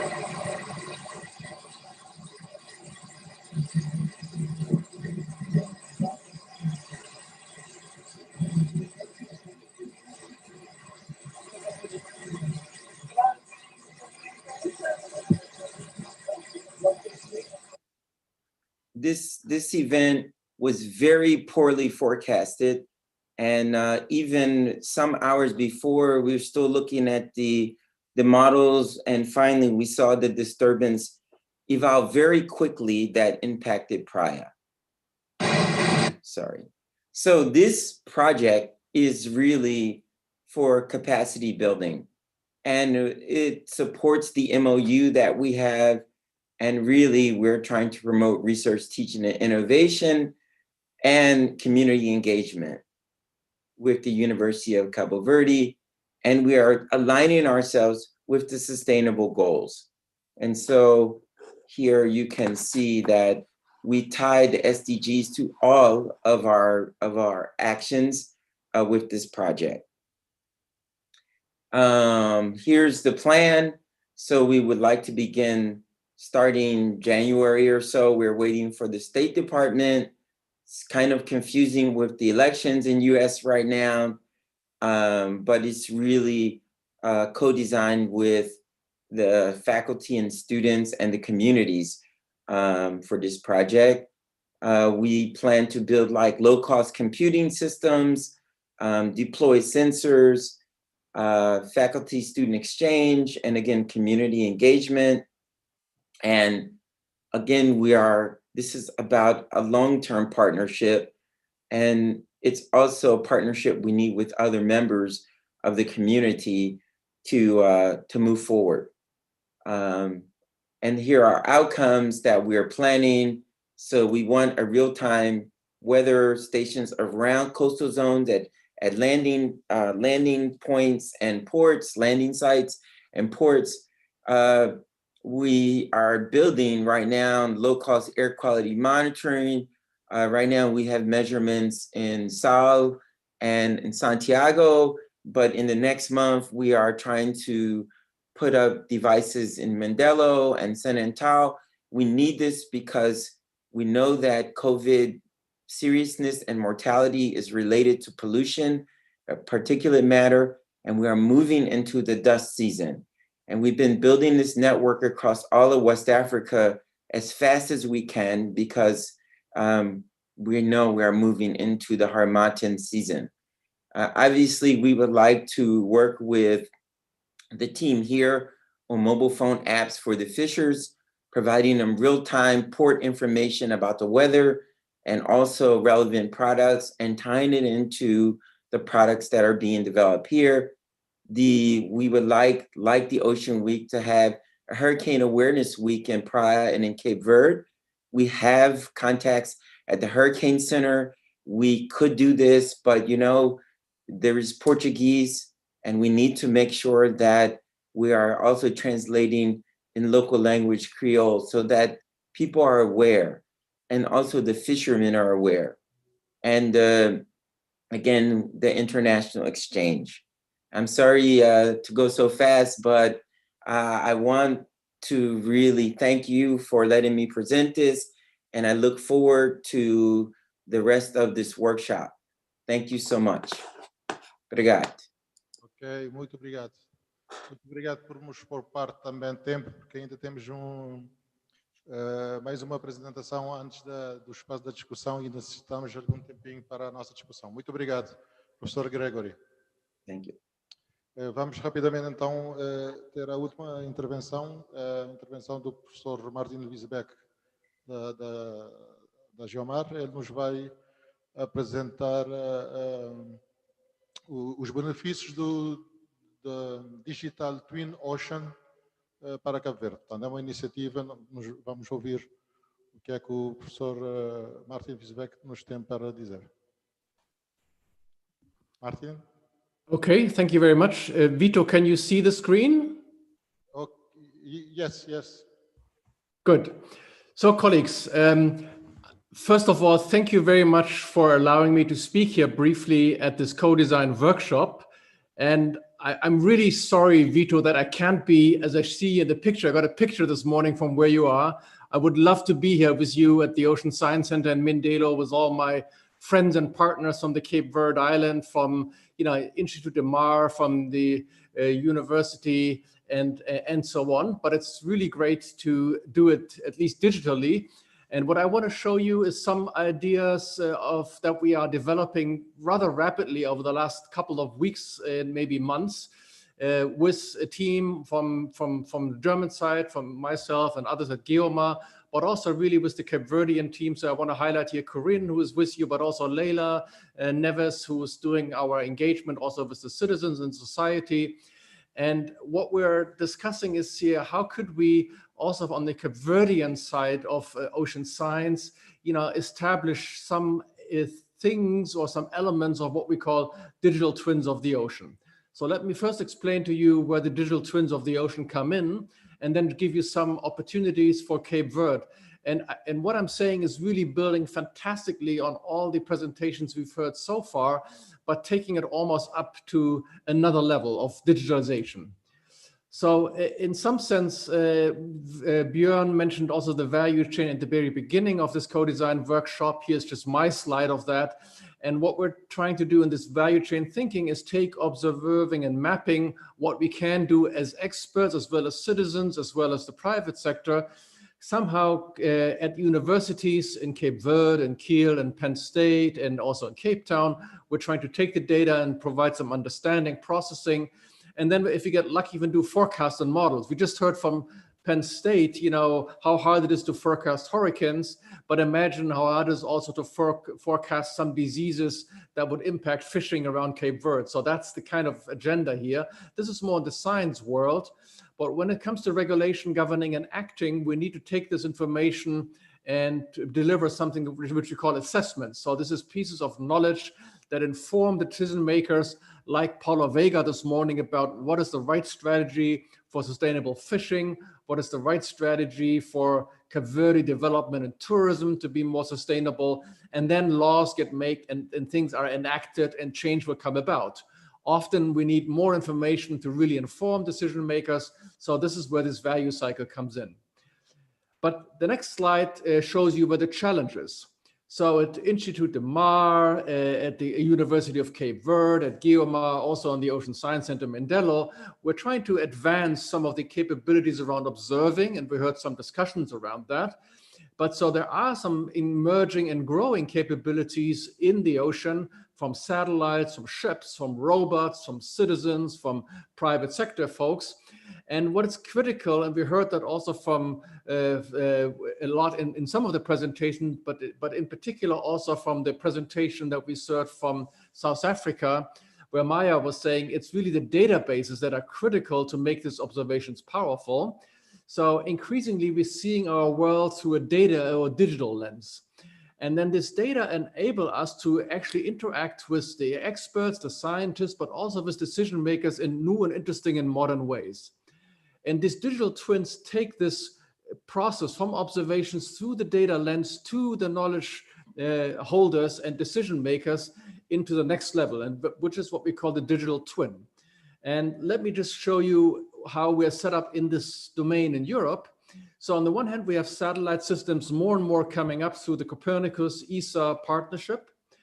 We also have observing systems on the open ocean through the European Ocean Observing System, Atlantos, some of you are familiar with, but also coastal systems right down to citizens that we heard some examples of. Then we have emerging marine services. So that's the equivalent of a weather forecast that we just heard from Penn State on the ocean. Copernicus Marine Service also delivers information from the Cape Verdean region. And we have data systems like EMODNet, that's a European data holding that's certainly open in particular to the Cape Verdean community.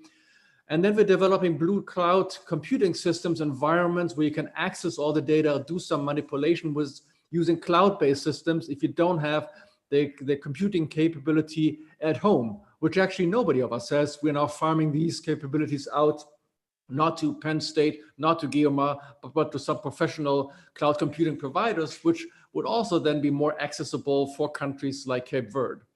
And then how can we connect all of this digital information, more and more digital, to society and stakeholders in an interesting way?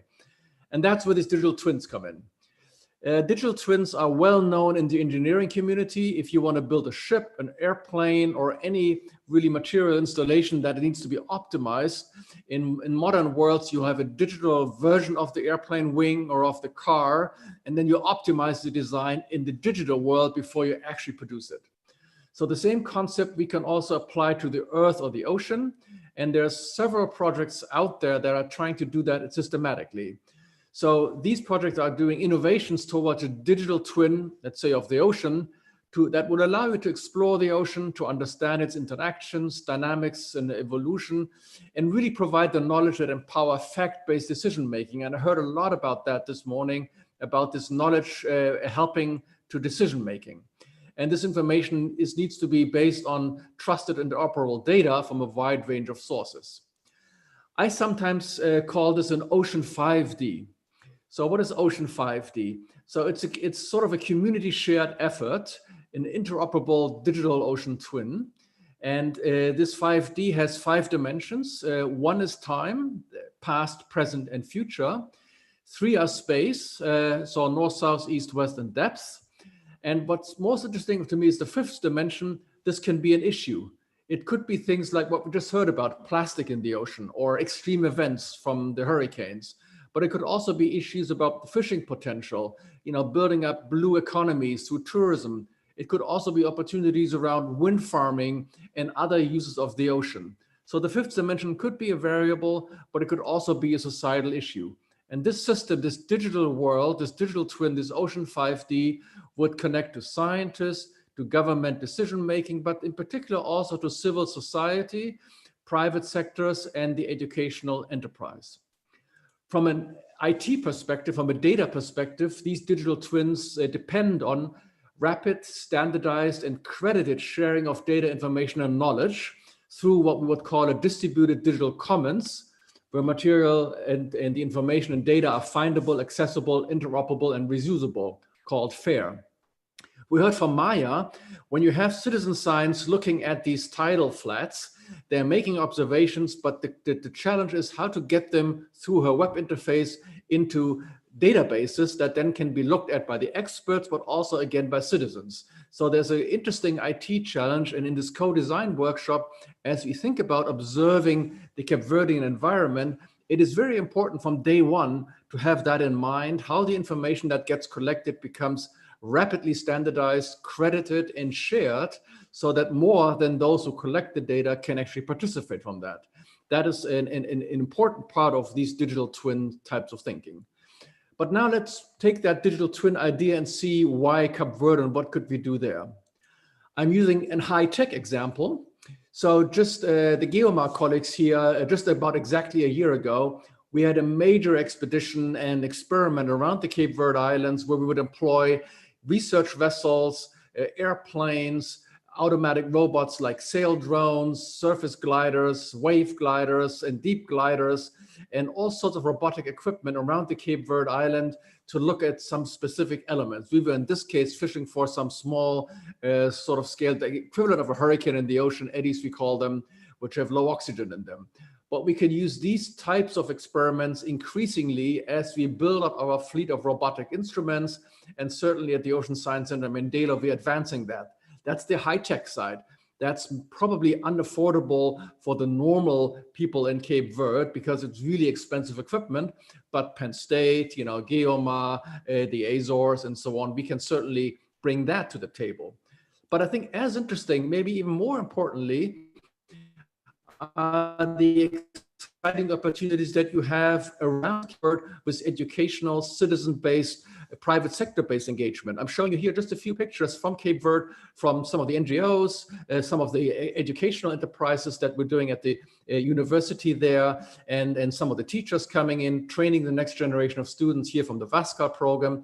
So you have assets available to us in Cape Verde, and that's exactly what this co-design workshop is all about, to really maximize the impact of these types of information gathering. Again, I would suggest extremely from day one, making it very digital so they can become part of our digital knowledge system. So what do you want to do with that? What can you do with that? So the next slide shows you an example that I'm afraid I'm maybe not even allowed to show you, but so don't get me into trouble for this. But this is a part of ocean in the Netherlands.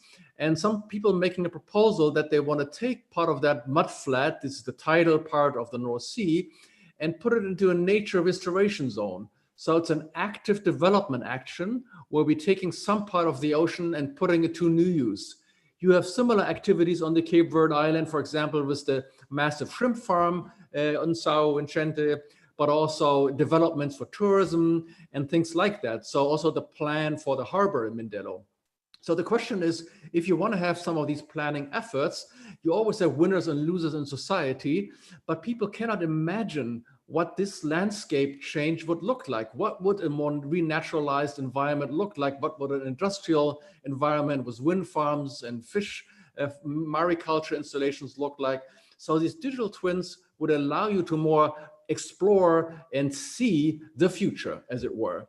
And I'm showing you an example of what one can do. So this is a little film that a Dutch colleague has produced for us as an example. So what you see here is not a film, it's a computer-generated film. And so now we're going under the ocean and we're looking at a little bit of real estate. That doesn't look very much like Cape Verde, but if we did it right, it would look like Cape Verde. And it would allow us to really look at and explore the future, and hopefully we don't get eaten by the shark at the end of the day. So colleagues, so my idea for us here is that these digital twins of the ocean are a tremendous opportunity also for the Cape Verde Society, and in particular, Björn, for this program, as we co-designing our workshop and co-designing our activities and co-designing the data gathering.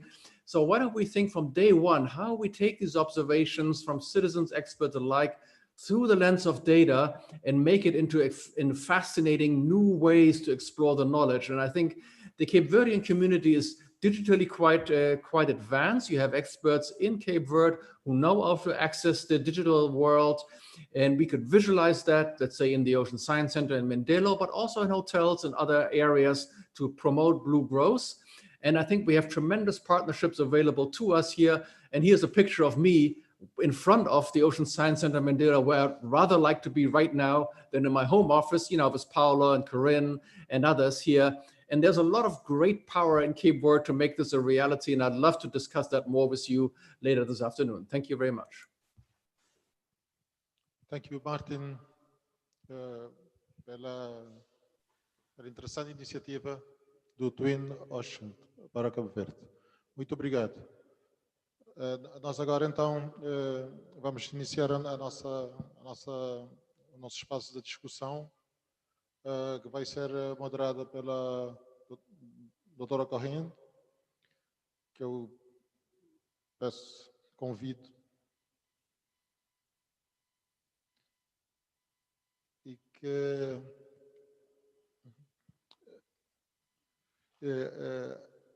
como introdução a esse espaço de debate, vamos ver um curto vídeo feito por estudantes de Cabo Verde e da Bélgica,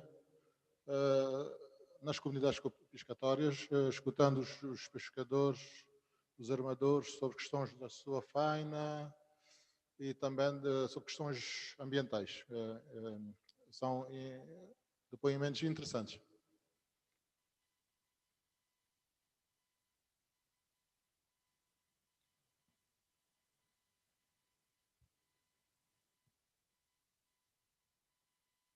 Podem pôr questões aos apresentadores.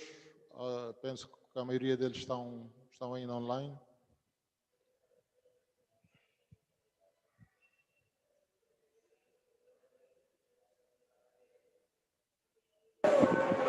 Uma vez a coisa era muito mais fácil, pesca é muito fácil.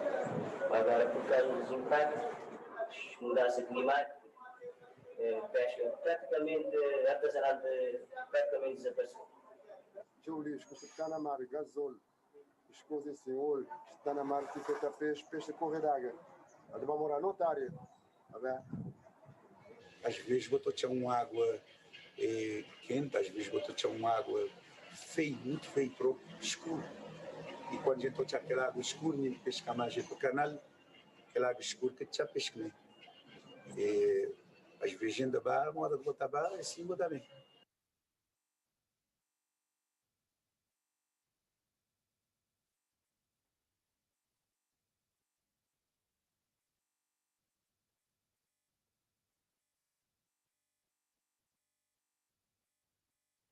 Ainda tenho deparado com certas situações ambientais. Os marinhos, porque normalmente a mudança climática cria instabilidade. Uma vez a coisa era muito mais fácil, pesca é muito fácil. Agora, por causa dos impactos, mudança climática, pesca praticamente artesanal praticamente desapareceu. Tio Luís, que está na mar, gasol, as coisas sem olho, está na mar, que feita peixe corre d'água. Ela vai morar noutra área. Às vezes botou água quente, às vezes botou água feio, muito feio, escuro. E quando a gente botou aquela água escura, a gente pesca mais para o canal, aquela água escura que já pesca. Às vezes ainda vai, uma hora de botar vai, assim botar bem.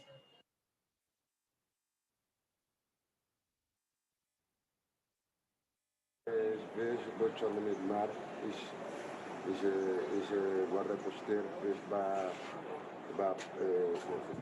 como a gente dizer, vai botar na pesca, às vezes chegar na boa, se troca bom lugar botar para pescar, traz informação que quando para ter de nisso, que tem outro, botar, às vezes troca uma área de pesca e quando você querer voltar lá desde que para espiar aquele peixe já vou botar que vou ter língua de outro e vou te apanhar, mas quando você querer voltar vou botar aquele peixe lá. E sempre chegar a nós, mas que depois de chegar nesse barco mais grande é que tem rede, tudo quase que não tinha outros peixes que tem rede de mar, que tinha rede de mar, tinha muito peixe, tudo. E vou pescar linha, vou botar aquele peixe, vou pescar linha. Então, aquele linha, vou te pescar lá, se querer vou apanhar 10 kg, 20 kg, 30 kg, mas lá de ficar mais. Bem, aquele rede não, aquele rede circula tudo, aquele peixe, tinha aquele peixe, lá de ficar bezil. E daí que tem cria, que tem nada. Tive lá uns pescas que fez uma restauração. Tem pesca de mergulho. Também vinha assim de pescar. Mesmo no canal tem mergulhador para trancar peixe. Onde eu vou estar pescando, se vou tiver que pescar lá, se estiver de mergulhar já lá ou por pouco pode ter nada. E assim vejo que sempre está apanhando. Deixa eu pesquisar aí. Rede. Isto está a rede, isto está a rede, não tem para lá, espanta tudo, tudo. Porque assim, aliás, os bandidos, tudo já é nada.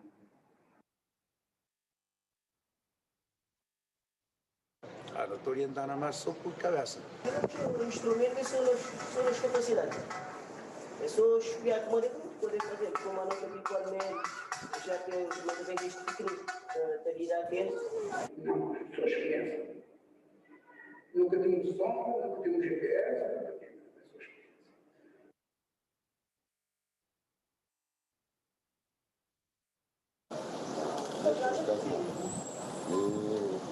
pessoas Digo, lá não está a gostar de dar. Estes dados, cada um tem que. Não, hoje informação, passei raramente. Vejo alguma informação, sobretudo também às vezes poder passar alguma informação de tempo na rádio, Facebook, vivo, vou deixar as coisas, vou ter móvel, vou estar algum tempo para saber o que tem na móvel. Não, vejo, pronto, às vezes a informação é muito escassa. Não, eu já tive em ANDP. A gente ter informação sobre essas mudanças do clima e que eles informam a gente de sua maneira que é, que estava também ser e que.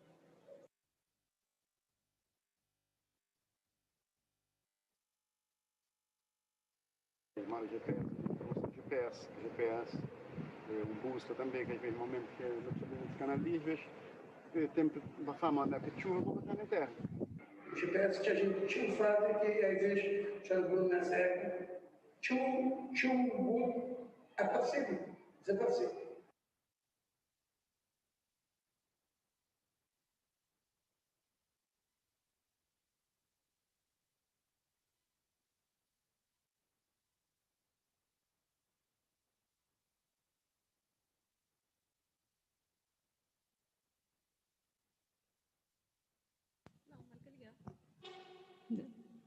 A liga agora. Tá bem. Então, em primeiro lugar, muitíssimo obrigada a todos os participantes, particularmente aos nossos palestrantes, aos quais eu gostaria de agradecer, em nome de todos os parceiros deste projeto, as valiosas contribuições que cá deixaram. Seguramente, tanto nós, os parceiros mais diretamente envolvidos, mas como também os demais parceiros que se juntarão a nós para desenhar o programa de monitoramento, seguramente nós saímos muito mais bem preparados para fazer esse desenho do programa de monitoramento. Então, muitíssimo obrigada pelas valiosas contribuições, desde os Açores, da África do Sul, da Alemanha.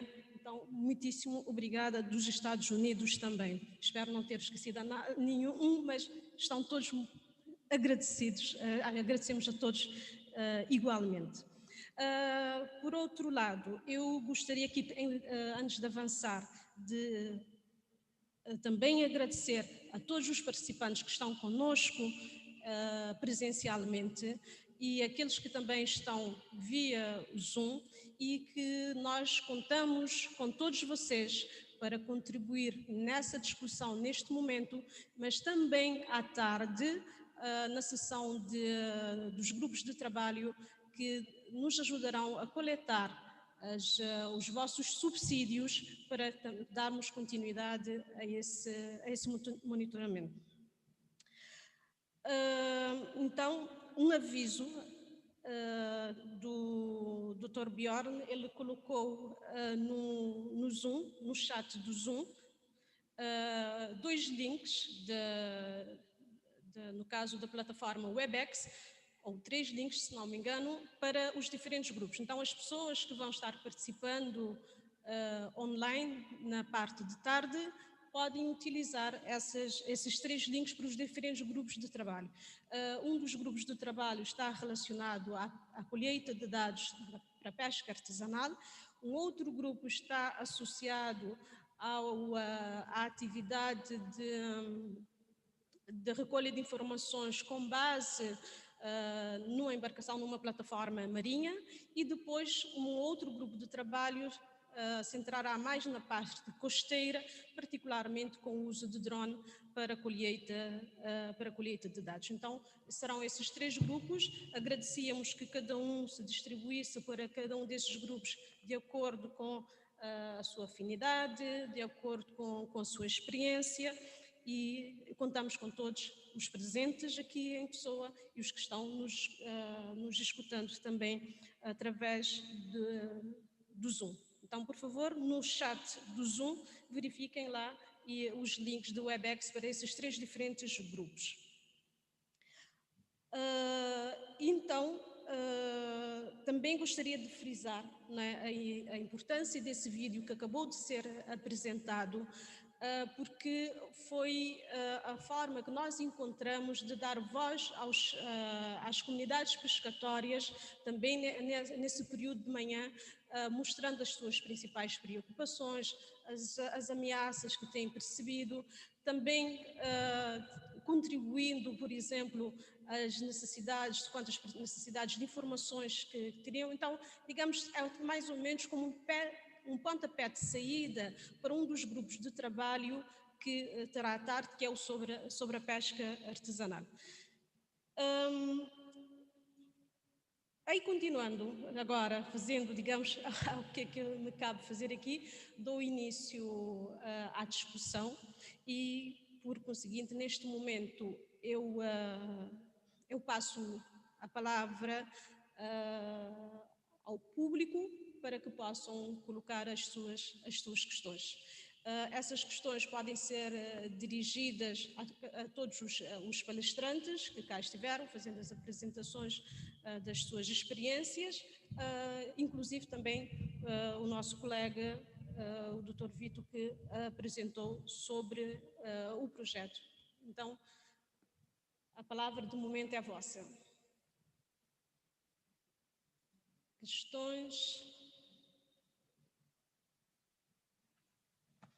Para aquecer, eu já tenho as minhas questões aqui, há uma, pelo menos, ou 2. Eu gostaria de dirigir a minha primeira questão à doutora Maia Raf, da África do Sul, que partilhou a sua experiência sobre monitoramento do costão rochoso. O que é que eu gostaria... Ela frisou durante a sua apresentação que o monitoramento na África do Sul é mandatório. E pelo que eu percebi ao longo da apresentação dela, em outros pontos, existe legislação já estabelecida que obriga as instituições a fazerem monitoramento. Então, eu gostaria, é de facto algo que nos é estranho, nós não temos nada parecido na nossa legislação, a não ser no que diz respeito à tomada de dados de pesca, mas outros setores marinhos não são forçados por lei a fazerem monitoramento. Eu gostaria de que nos esclarecesse, por favor, se de fato é isso, se é mandatório e se é mandatório por lei.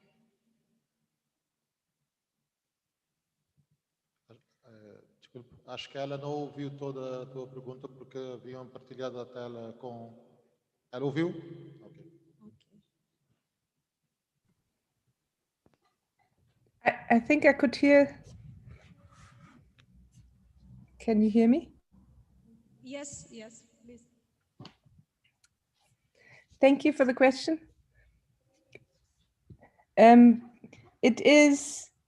Monitoring is mandatory for government-based conservation organizations. So that would be our South African national parks and any other custodians of the environment. So we have provincial agencies and national agencies, and we all have to monitor. It's not very specific, but as a result, you find that a lot of organizations are doing environmental monitoring of sorts. And it is, I'm not very familiar with the legal foundation. All I know is it made it into our organizational policies, but I can find out about which acts are in place. I know that monitoring for fisheries was under the Living Marine Resources Act. And South Africa adopted the ecosystem-based fisheries management. So we have to monitor beyond just stocks and species. But yes, we have to, as government and government-related agencies, we have to monitor. It's mandatory. Okay, thank you very much. Então, pessoal, mais algo? Sim, senhor, por favor.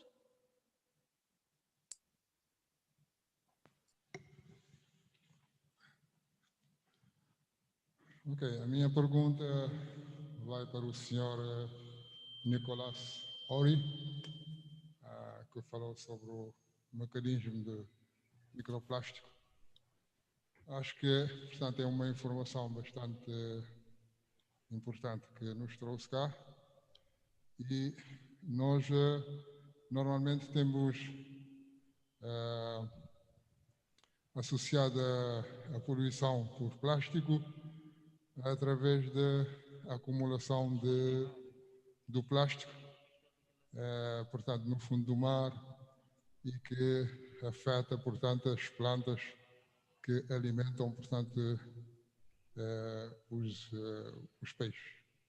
Mas essa faceta que nos trouxe nos cria talvez mais preocupações sobre a questão da poluição do plástico. E neste caso eu penso que aqui em Cabo Verde precisamos ter muito maior atenção sobre a questão do plástico, porque a vertente que o Sr. Nicolas trouxe é bastante preocupante, porque nós temos, claro que vai haver investigação e certamente irão ter alguns dados mais fiáveis que nos possam trazer luzes, mas eu acho que temos já situações um pouco preocupantes, principalmente nas costas lestes das nossas ilhas. Portanto, eu gostaria de saber, da parte do Sr. Nicolas Ori, qual seria a preocupação maior? Será a acumulação do plástico matando as plantas que alimentam os peixes, ou será a parte de microplástico que tem um impacto maior na poluição marinha? Obrigado.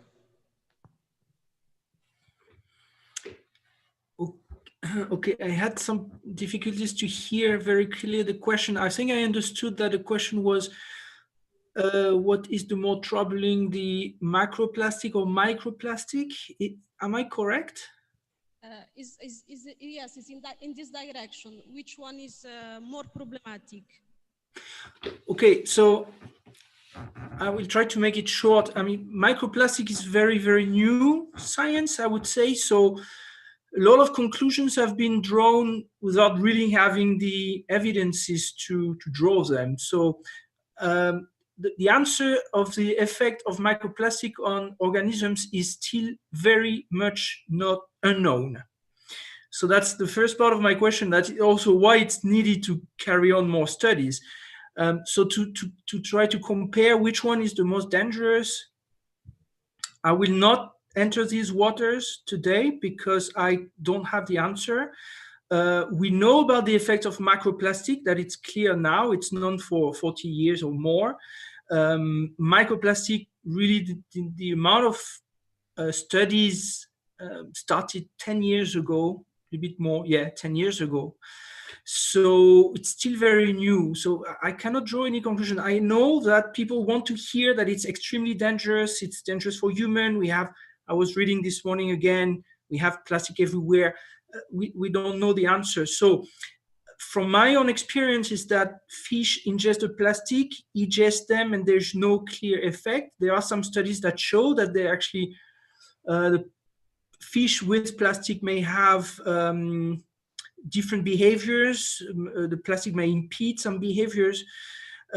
We also need to know, I mean, what type of plastic do we talk about? That's why I was making this clear at the beginning, that the plastic I studied were what we call the larger microplastic, which is more than 100 micrometers. And these one, for me, from my experience, they go in and they go out with no clear effect. Now, if we talk about smaller microplastic, what some people refer to nanoplastic, but let's say plastic smaller than 100 or 50 micro or even smaller, then the effect is very, very unclear yet, but that may be a little bit more dangerous in the sense that this plastic may enter the cells, so their effect may be very different. So there are some studies showing presence of microplastic in the cells of the liver, that going through the intestine barrier in the gills, showing some detrimental effect on the behavior, on the physiology. But we talk about very, very tiny microplastic that it's very complicated to monitor. With limited resources, and even with very high amount of resources, it's very complicated to monitor them. So there's always an imbalance between what has been shown in the experiment in the lab, where you can control when you can work on such small plastic, and then what we find in the field. So most of the plastic we found in the field are not these nanoplastics. So I know it's a long answer, I'm sorry. Basically to say that I don't know, so it's a long answer to say that, but I try to point out the fact that it's much more complicated than people want to make it. So the answer to the question, which one is most dangerous, I don't have it. I would say in terms of physiology, the very tiny one are may be potentially dangerous, but the one that we found in the field are the largest ones. So still work needs to be done. For me, the effect on the organisms is one thing, but the presence of the plastic anyway doesn't have to be in the ecosystem. So that's also an argument to say that even until we know more about the effect on the organisms, we can always say that these plastics should not be in our environment, and then we have to do something about it.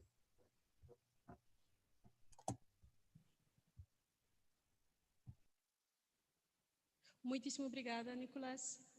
A próxima questão, por favor. Obrigado, Corinne. Eu queria aqui colocar um par de questões, não sei se questões, se perguntas ou desafios ao Dr. Nicolas Ori, embora ele já tenha avançado com algumas respostas da questão anterior. Segundo deduzido da sua apresentação do estudo realizado, 88% do material plástico ingerido depois ejetado, né, ou evacuado dos peixes.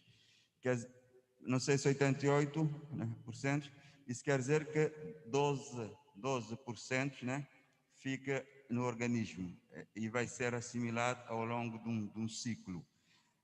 Logo, a primeira questão ou desafio é se fez ou se fizeram alguma inferência sobre a salubridade dos peixes estudados, né, ao longo do ciclo digestivo do microplástico.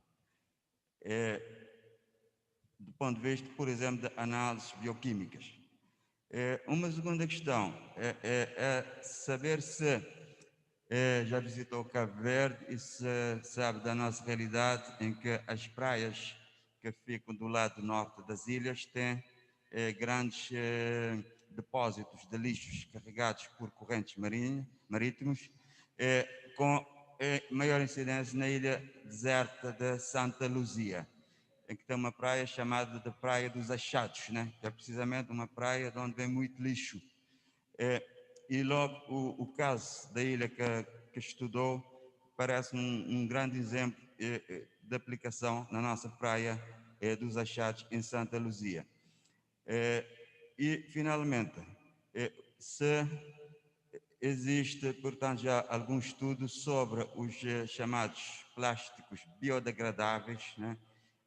Portanto, os sacos de plástico que compramos aí nos supermercados, quando, portanto, são vazados no mar, quanto tempo é que leva, de facto, para serem, digamos, destruídos pelo meio ambiente? Obrigado.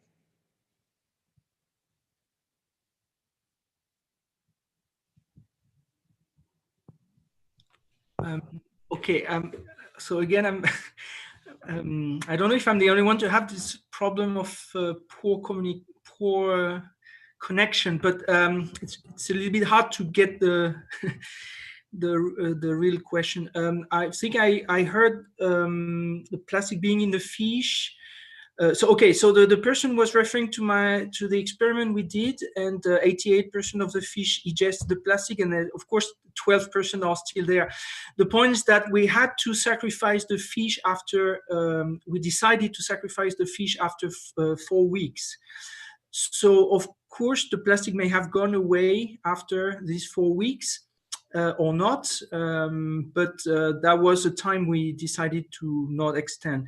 So I showed you the picture. The microplastic were stuck actually in the stomach, so which means that they may have stayed there forever or not, that we don't really know. I'm not a chemist. I didn't do any ecotoxicological analysis of the potential leaching of element from the plastic into the body of the fish. Some studies have shown that eventually the acidity of the gut is enough to release some additives from the fish and potentially have some, will eventually contaminate the fish. But the last part of the question, I'm not sure do you have it, Corinne? Can you help me? Yes, he's asking regarding the biodegradable plastic. How much time they spend in the environment, especially in marine environment, to be really degraded? Oh wow. Okay, so I'm not a biochemist. I can just say what I read. It will depend very much on the type of plastic, of course. It will depend on the type, so the type of polymer, the type of object. I don't want to get into. I really cannot say. So I've read weeks to years. So that's my answer. I'm sorry to not be more specific, but that's not my field. I don't want to get into answers that I really don't know. So maybe one thing I can talk about the biodegradation is, of course, not the magical solution. It's the danger of biodegradable plastic may be that people feel less guilty to trash the plastic because they say, well, it's biodegradable anyway, so whatever. But of course, even if the plastic stays for a couple of weeks, it can be already long enough to have some impact on the ecosystem. So I think the message that have to be given when we discuss about biodegradable plastic is to be careful. And also biodegradable means if it's just a plastic that degrades in smaller fragments faster than usual, that's not good. Because of course, then we will still have microplastic there. So biodegradable has to be 100% biodegradable, meaning not becoming any microplastic afterwards. So this term of biodegradable has to be very clearly defined by the people that sell biodegradable plastic, and clearly say how long it will last in environments. That I cannot say because I guess it will depend very much on the type of plastic. And be careful also of, not losing the idea that the most important is to reduce, right? To reuse and eventually to recycle. But first of all, to reduce our consumption of plastic, to reuse as much as possible. So meaning that we don't create more plastic, and eventually we recycle without forgetting that recycling has a cost. And then eventually biodegradable, it's something else. So.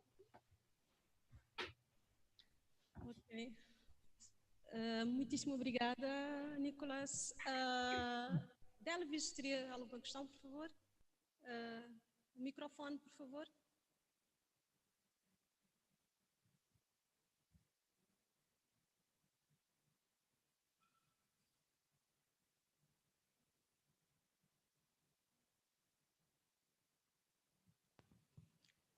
Ok, boa tarde. Antes de mais, muito obrigada pelo convite para estar aqui. Penso que o conceito à volta do projeto é de veras muito interessante, ao mesmo tempo que desafiador.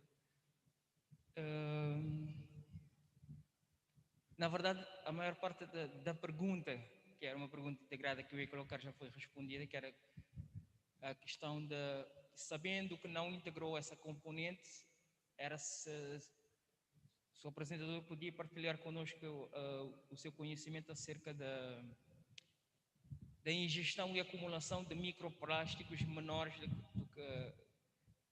do que aqui utilizado no estudo. Na verdade, ele acabou por responder, mais ou menos, e a segunda parte da questão seria: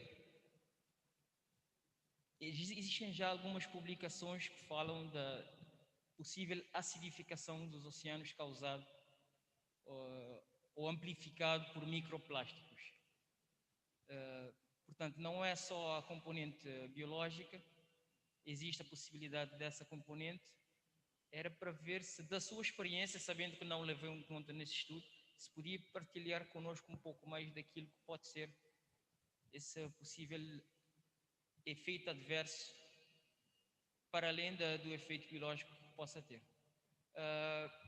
Só uma pequena consideração para concordar com o aspecto do falso resolver problema com os sacos biodegradáveis. Primeiro, porque não podemos generalizar como um todo, porque a qualidade não é a mesma de produtor para produtor e de país para país. E depois, para essa questão que ele acabou por levantar, que é: será que é biodegradável porque desaparece ou porque se decompõe em micropartículas mais rapidamente? Ou seja, se temos um problema biológico e químico, será que não estamos a trazer uma solução que trará um problema ainda maior? É só isso. Obrigado. Também muitíssimo obrigada, Delvis. Nicolas, yes, it's for you as well. You got the questions, Nicolas?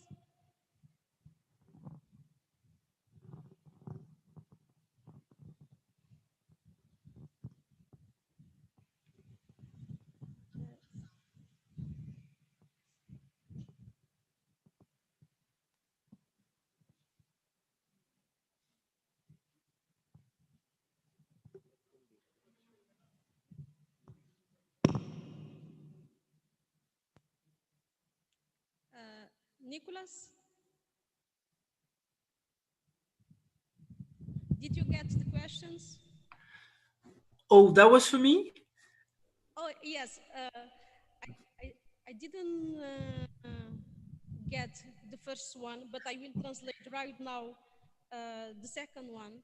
The question is so regarding to microplastics, if you know if the microplastics or plastics itself have effect on the acidification, on ocean acidification. No, well, I've never read anything about this, but I don't see why it would be the case. I mean, yeah, it's interesting to see the number of questions are really about microplastic. I'm flattered, but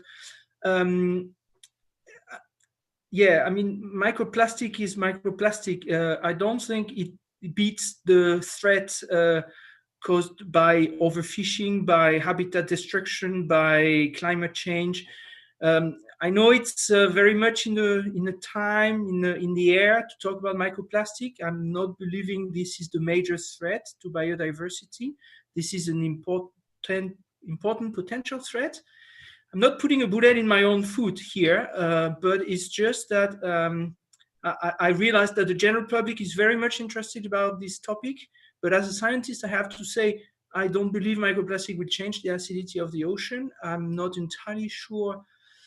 For the moment, the threat on the ecosystem as an entire ecosystem are not entirely clear.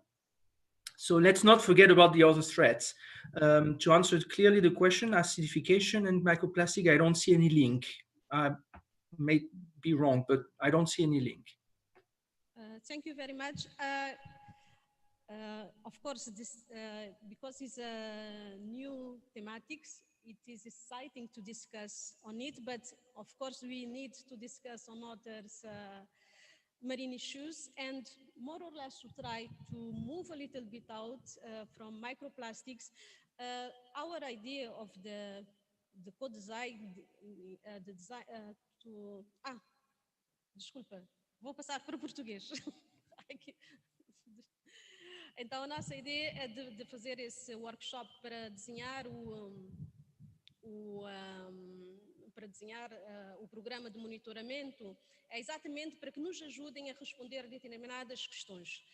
Por exemplo, começando por uma das primeiras, quais os parâmetros, não é, que nós deveremos estar medindo? Quais os fenómenos, não é, seria a erosão? Já se falou da pesca artesanal, quais os fenómenos, quais atividades que nós devemos priorizar. E dessas atividades, desses fenómenos, que parâmetros, não é, nós devemos priorizar? Como a palestrante da África do Sul falou, geralmente nós temos, pode-se ter a pretensão de tender a abraçar muita coisa, mas nós temos de ter,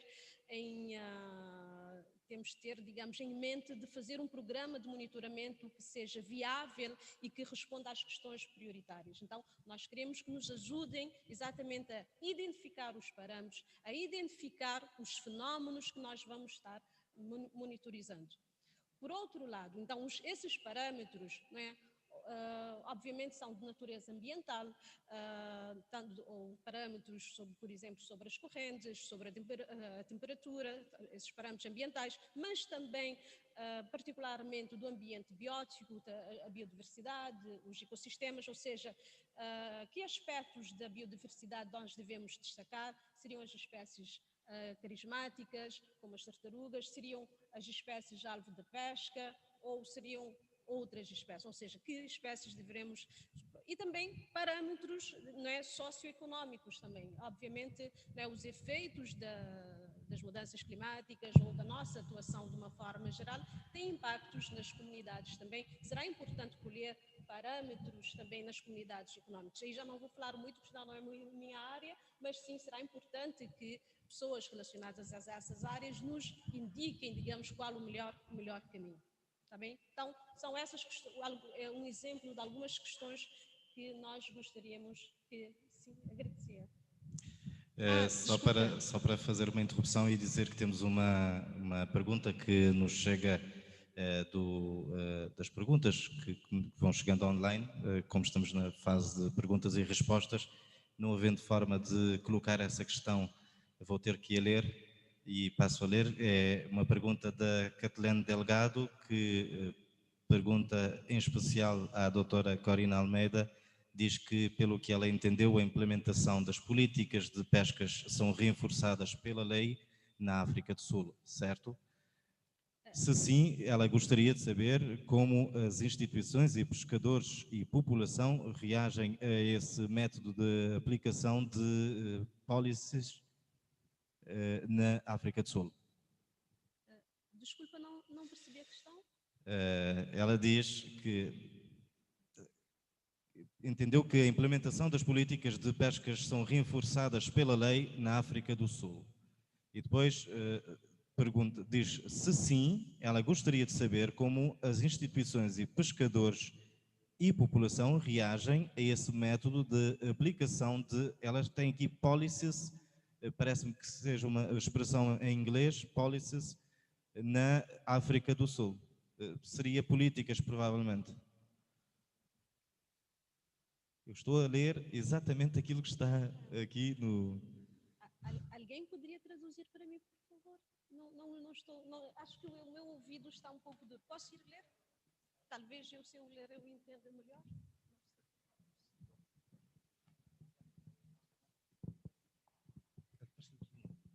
A esta hora do dia, o meu cérebro não acumula. Ok.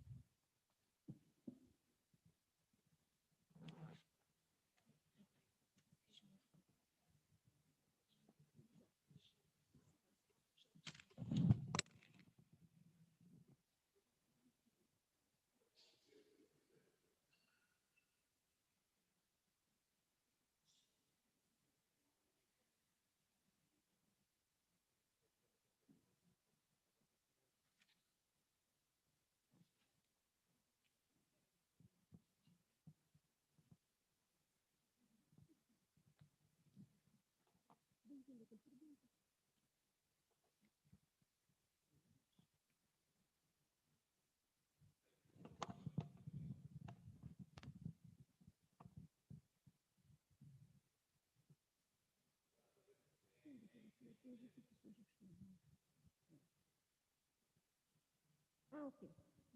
Já captei. This question is addressed to you, Dr. Maya Paf. So the question is as you told that the policies are enforced by law in South Africa. So the question is how the communities, especially the fishermen communities, react to this enforcement of law.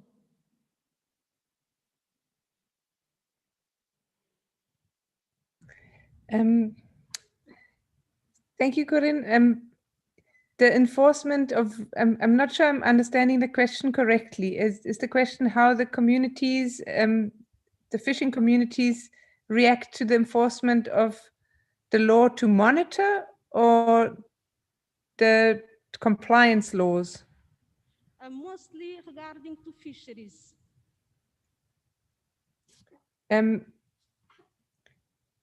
Is the question whether the is it the law regarding compliance to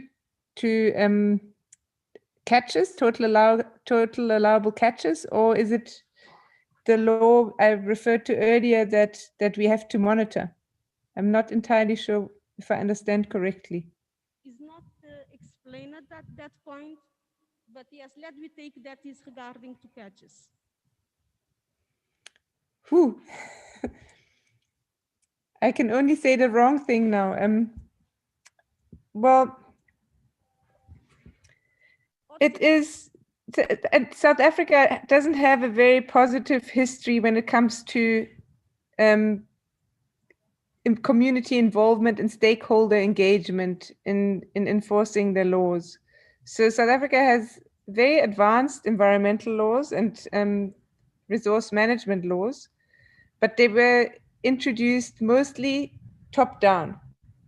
That is a historical disadvantage of South Africa, and it's coming to haunt it now. So the illegal fishing is rife. It's very high, and I think so. The compliance to fishing laws is not great. In addition, there's some fishery sectors, like for example the rock lobster sector, where the government itself is not has not implemented the scientific advice that is put forward through their own working groups. So there would be scientific working groups coming up with a total allowable catch, and then the policy is not responding to that. So as a result, I think our rock lobster are currently at 2.5% of the healthy population density. So I think that's also a result of some processes being in place for good reason, and then they're not followed through. When it comes to the small scale fisheries, I'm actually not an expert in fisheries. I hope I'm not saying the wrong thing. There is a change has happened since the 1990s, since apartheid was abolished, that the small scale fishing sector was more widely recognized. And then the rights allocations to fishing have included that sector, small scale, so that is artisanal type fishing. It's a very, very controversial field because, again, the idea was very good and the execution didn't follow through very well. So there was a lot of abuse of power from government side. And in fact, it was, I think, last year that a lot of our high officials were actually suspended because of fraud. And that involved that sector. So it had to do with rights to small-scale fishing, as well as abalone, which is a very big industry and a big illegal fishing sector that's associated with abalone. So I cannot say that the communities are very accepting, but I think that is always the case with fisheries. I think globally it is controversial. Yeah, but I think the tradition of having top-down introduced laws is not looking very, very positive in how we manage our resources. So yeah, I hope this very insufficient answer from a non-expert in this field is satisfactory. Ok, thank you very much. Então, dando, na verdade, como o nosso tempo já foi ultrapassado, o senhor gostaria de colocar alguma questão? Sim, eu posso aceitar só mais uma. A gente só fica um pouquinho mais com fome, mas não tem problema. Só 2 minutinhos. Pode avançar, por favor. Sim, senhor Luís. Por favor.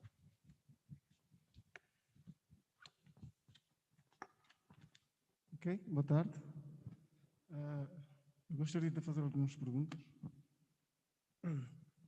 principalmente na pergunta sobre plásticos. Me dou conta de constatar, quando me estava a fazer pesca assim, industrial, da palanca, era muitas quantidades de plásticos que a gente estava a botar na mar. Quando a gente zupaca a escarnada, onde é que a escarnada é puta na plástico e com enxotate, então centenas e centenas de bolsas de plástico a gente estava a botar na mar. Isso já tem cerca nos anos 2012, que, comparado com as pescas de palanca, naqueles barcos navios espanhóis, do que constatar era extremamente complicado. E do que estava a pensar que um dia estava a ter um impacto negativo sobre o plástico.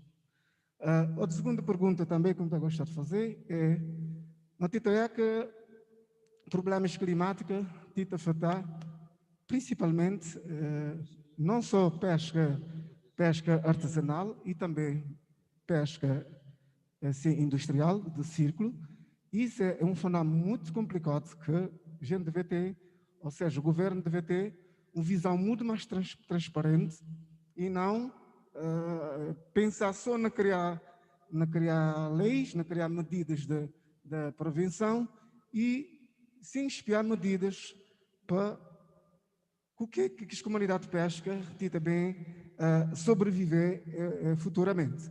Porque a sua notícia é que medidas têm de ser tomadas dia após dia, anos e anos, e novas medidas na gestão de pesca. E não há nenhuma alternativa, nenhuma coisa concreta, principalmente naquela área de pesca artesanal que eu estou a defender, não é porque a volta de São Vicente em geral, que medidas deste bem da Santa Luzia, graças à proibição, tem grandes proibição de botes que podem fazer pesca na Santa Luzia, pesca de circo, pesca nas áreas marinha protegida. Isso é claro que nunca podem fazer isso, mas nunca tem nenhuma alternativa, porque se não é tudo a sul, São Pedro já está todo esgotado, nós já nunca temos mais com o que a fazer. Então não está a pedir, porque medidas são boas, a gente tem que adaptar com medidas, mas a gente tem que criar alternativas para futuramente, principalmente para os novos pescadores, para ter condições para sobrevivências.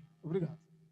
Está certo. Olha, muitíssimo obrigada, Sr. Luís. É o seguinte, bom, nós havíamos colocado um ponto final na questão dos microplásticos, então nós não vamos avançar, mas acho que foi mais uma colocação do que uma pergunta.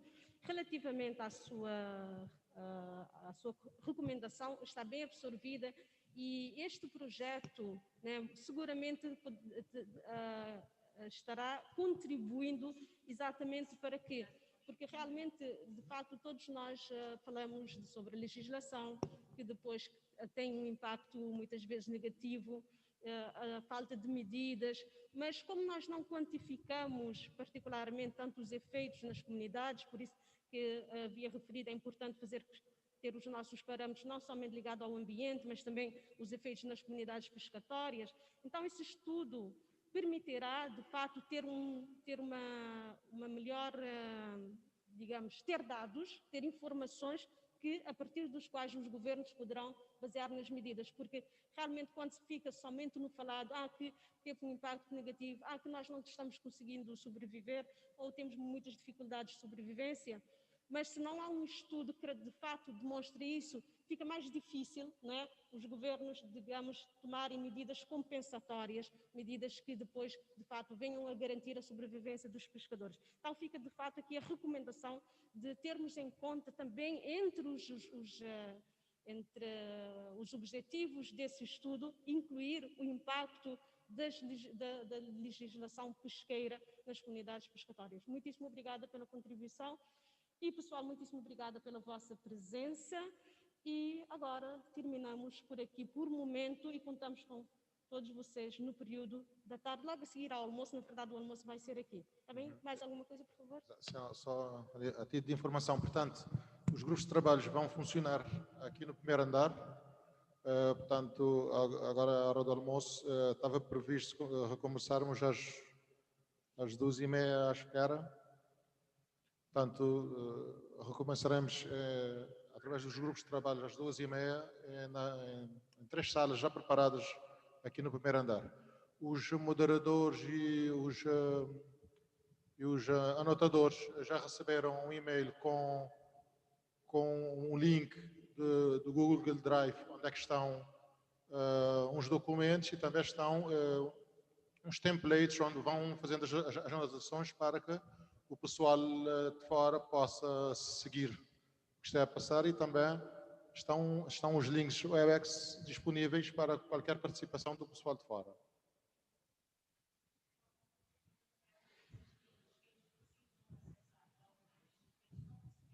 Okay.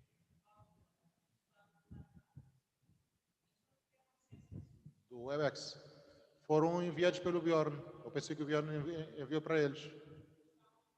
Nós enviamos para os moderadores aqui.